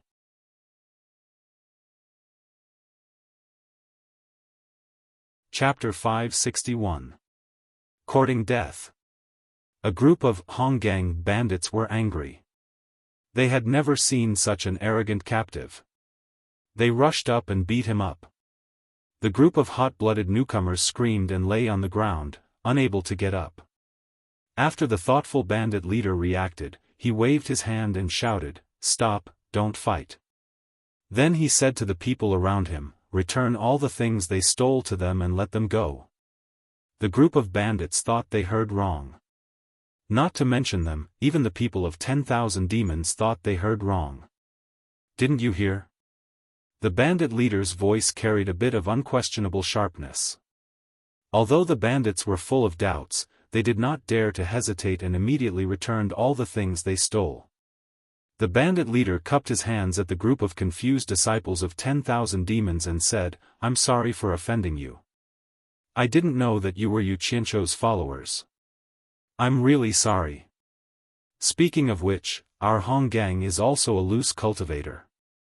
Yu Qianzhou was also the leader elected by us loose cultivators. He led the seniors among the loose cultivators to become famous all over the world. Although we don't know where he is now, he is still worthy of our respect. Based on the 3 words Yu Qianzhou tattooed on your body, our Hong Gang will make an exception to give Yu Qianzhou face and let you go." After saying that, the bandit leader disappeared with a group of people. The remaining group of disciples of 10,000 demons looked at each other. No one thought that they would escape because of the 3 words Yu Qianzhou tattooed on their body. When everyone reacted, those admirers of Yu Qianzhou were even more excited. They didn't expect Yu Qianzhou's influence to be so great. He was too powerful. Just his name alone made the Hong Gang retreat. It didn't take long for this matter to spread throughout the Chinese cultivation world. After that, when someone encountered the Qin Gang robbing them again, they tried to flash out the tattoo of Yu Qianzhou.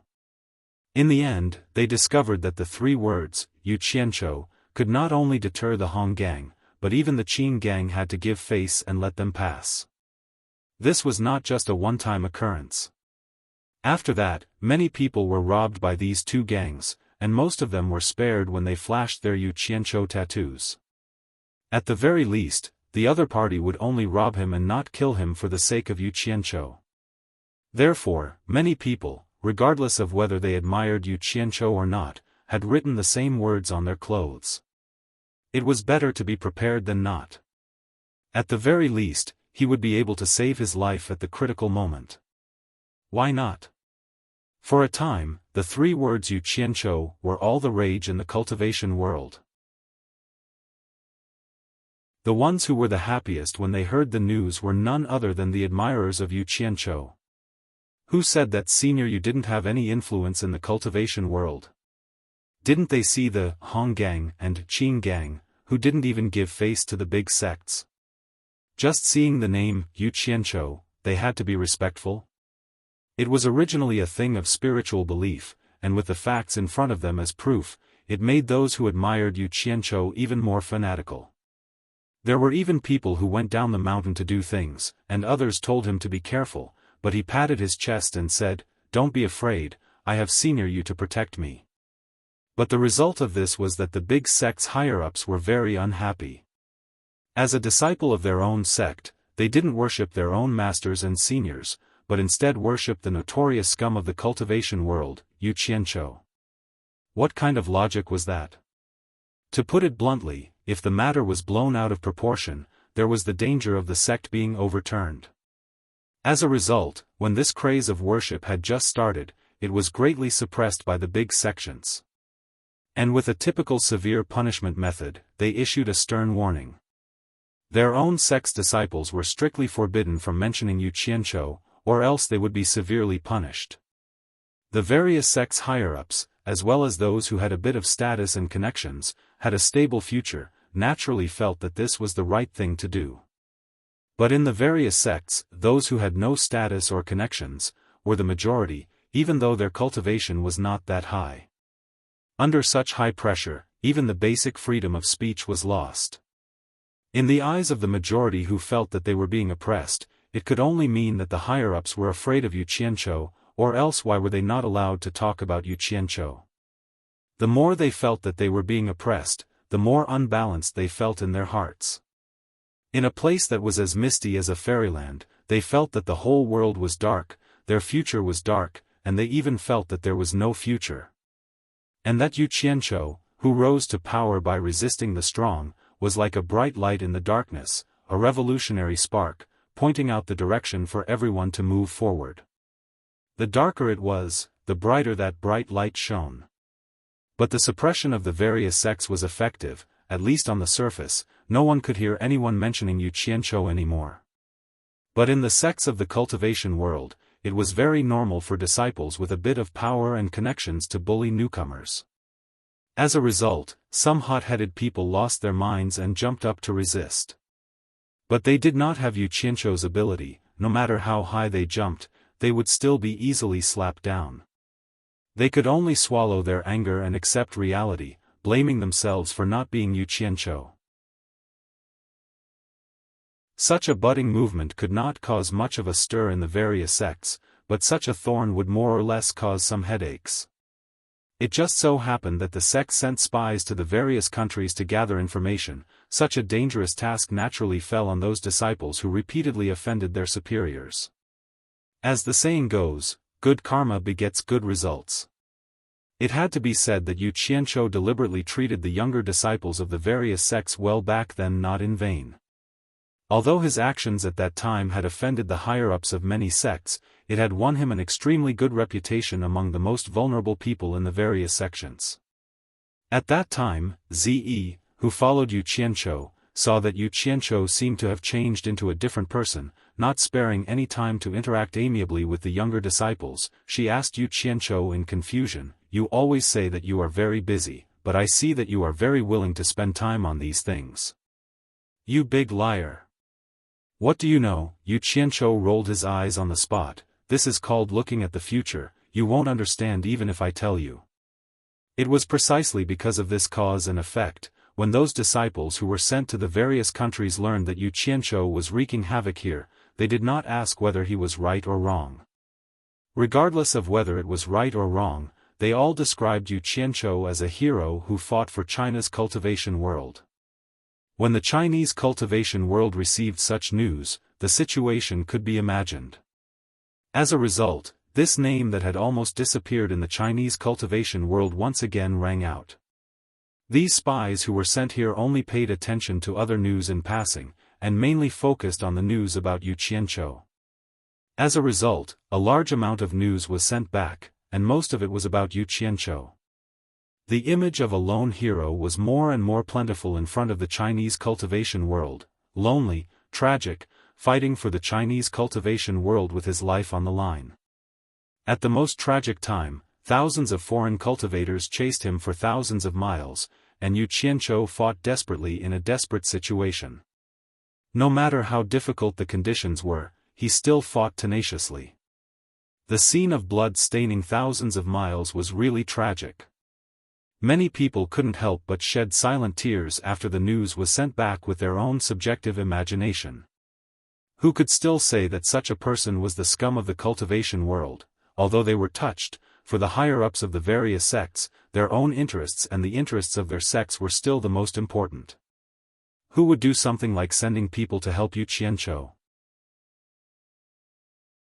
However, when they learned that Wen Lanfeng, the second-ranked expert at the late stage of soul formation in the world, was optimistic about Yu Qianzhou and supported Yu Qianzhou, the various sects became active again. The thoughts of the various sects became active again. They all ordered their spies to find a way to contact Yu Qianzhou. They were willing to offer him a good position in their sects and invite him back. However, now that Yu Qianzhou was rarely seen, who could find him? In the main hall of the plum garden, Nia Sheng came again. "How is it? What did your master say?" Yu Qianzhou asked, leaning on the chair. Nia Sheng, who was standing opposite him, replied readily, "My master has already agreed to Senior's request." Yu Qianzhou's eyes suddenly lit up. He stood up and asked, "Did you bring the money?" He looked at Nia Sheng's storage bag. Nia Sheng despised him from the bottom of his heart, but there was no abnormality on his face. He still said respectfully, 200 million upper-grade spirit stones is not a small amount. My master is mobilizing it from the branch and asked me to invite Senior Nyo. You want me to go to your branch to get the money? Yes, when the time comes, my master will accompany Senior to the headquarters. Yu Qianzhou's eyes narrowed slightly. Asking Sikongju to personally accompany him to the cornucopia was naturally because he was afraid that he would run away after taking the money. He didn't expose him and said with a smile, "You go back first.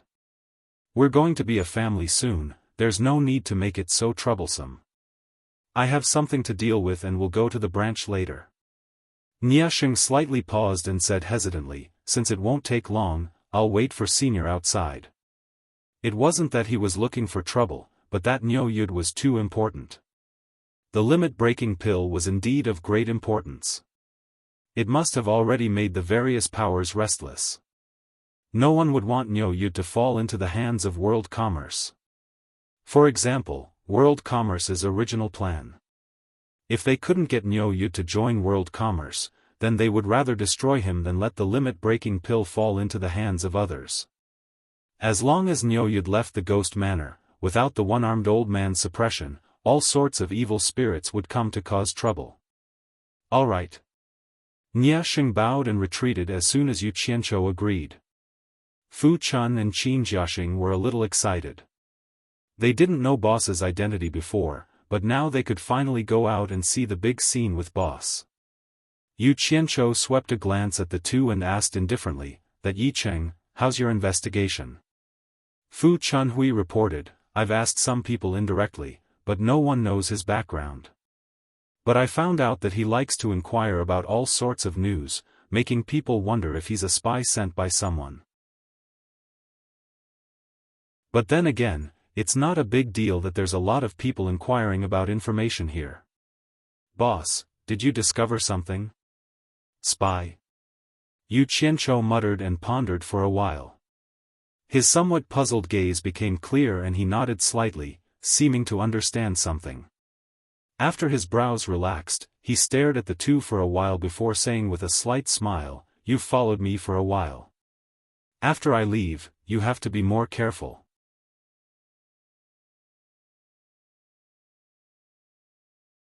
Chapter 562. He originally wanted to kill the two of them, but they had followed him for a while and they didn't know the real secret. Take them away. This trip wouldn't be so peaceful. Bringing them along would be harming them. In the end, he decided to part ways with them. Hearing his words, the two of them immediately became nervous. Qin Jiaxing nervously said, "Boss, aren't you going to take us with you?" Fu Chun also asked with a pale face, "Boss, did we do something wrong?" He. You've done very well. Don't think too much, it's not what you think." Yu Qianzhou strolled around the hall. "This trip will be rough and I'm sure many people won't be willing to be lonely. With your cultivation, it's not suitable for you to follow. It's safer to stay here for now. Once I've established myself in the World Commerce Association, I'll naturally contact you." These words were perfunctory. Once they made a fortune in the World Commerce Association, they wouldn't use the identity of Niu Yud anymore. It was hard to say if they could contact him or not. When the two of them heard that he would find them again, their expressions became better. But because they had offended too many people recently, they were a bit scared when they thought about breaking up with him. "Boss, take us with you. No matter how dangerous it is, we're not afraid," Qin Jiaxing impatiently said. Yu Qianzhou paused and turned around. After looking at the two of them for a while, he indifferently said, "I originally wanted to send you to a safe place, but after thinking about it, I've decided to let you develop on your own. That's because I feel that it's impossible for me to take every single person I meet as my own.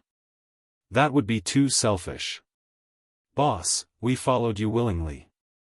"You're not being selfish."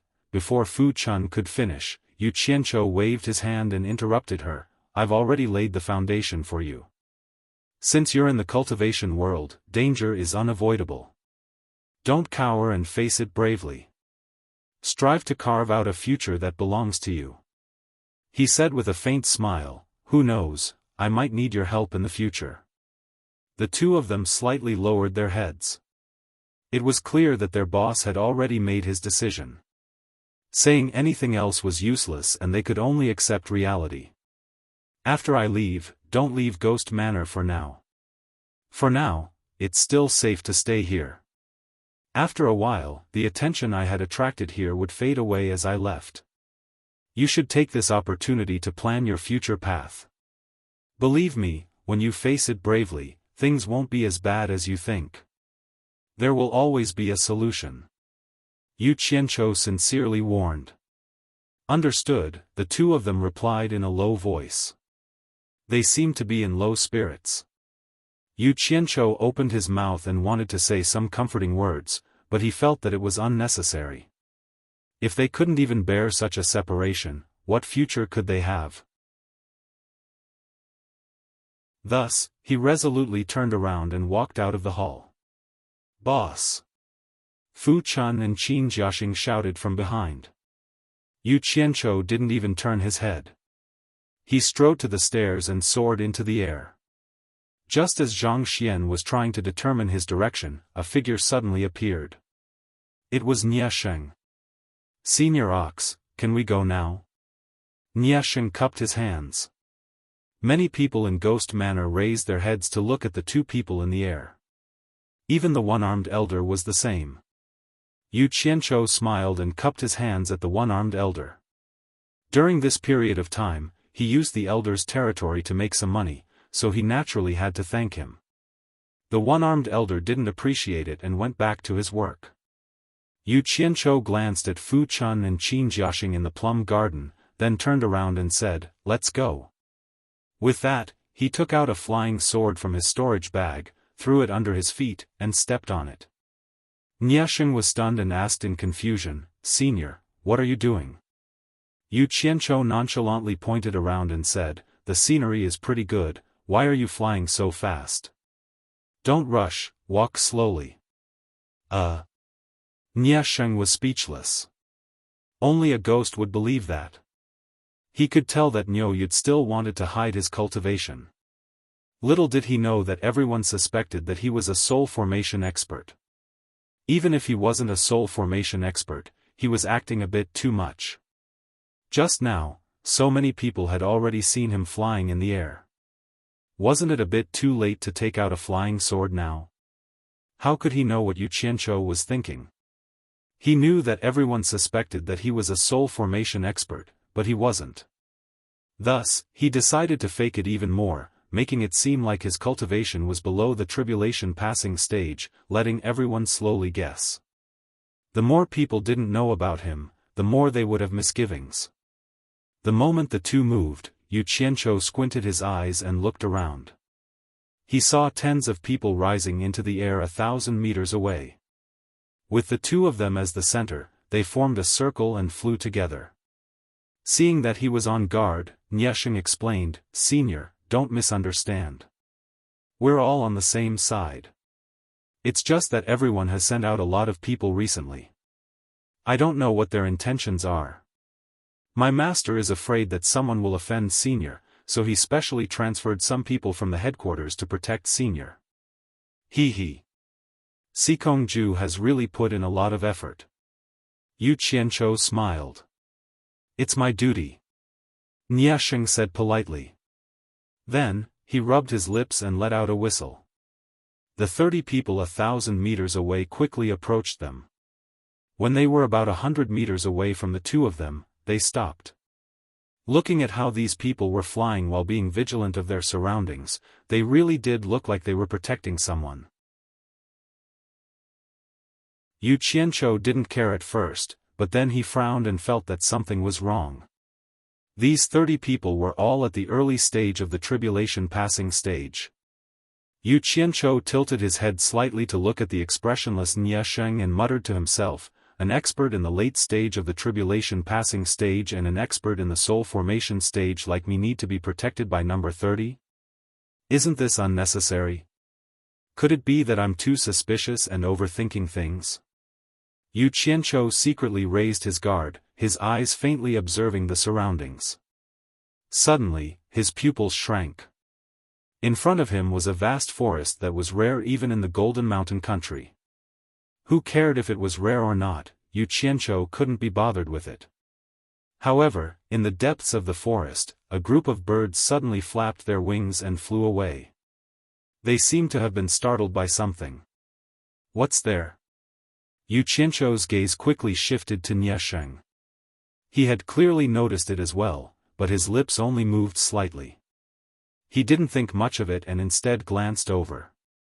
In the end, their gazes met. The two of them smiled and didn't say anything. Both of them had ulterior motives as they turned around as if nothing had happened. However, the 30 guards weren't just for show. They had clearly also noticed that something was wrong. The leader gestured forward, and 4 people immediately flew forward to investigate the dense forest in front of them. Yu Qianzhou looked back and could still see the ghost village at the edge of the forest. Thus, he deliberately slowed down. If there was anything he couldn't handle, he would immediately turn back. With that one-armed old man around, it would be safer. If it really didn't work, he would consider flashing back to Utopia. Just as the 4 guards flashed into the forest that had been startled by the birds, they suddenly saw a few balls of light light up in the forest. Then, they heard a few violent bangs, followed by a few screams. The trees there fell, and then 6 black shadows flashed into the sky. 6 masked men in black robes flew over with a whistling sound. "There's an ambush," the leader of the guards shouted loudly. The remaining 20 people quickly rushed to the front and formed a triangular formation to block the front. Niasheng also flashed over and shouted angrily, "The World Chamber of Commerce is doing business. Whoever dares to cause trouble, state your name." His voice rolled towards the incoming people.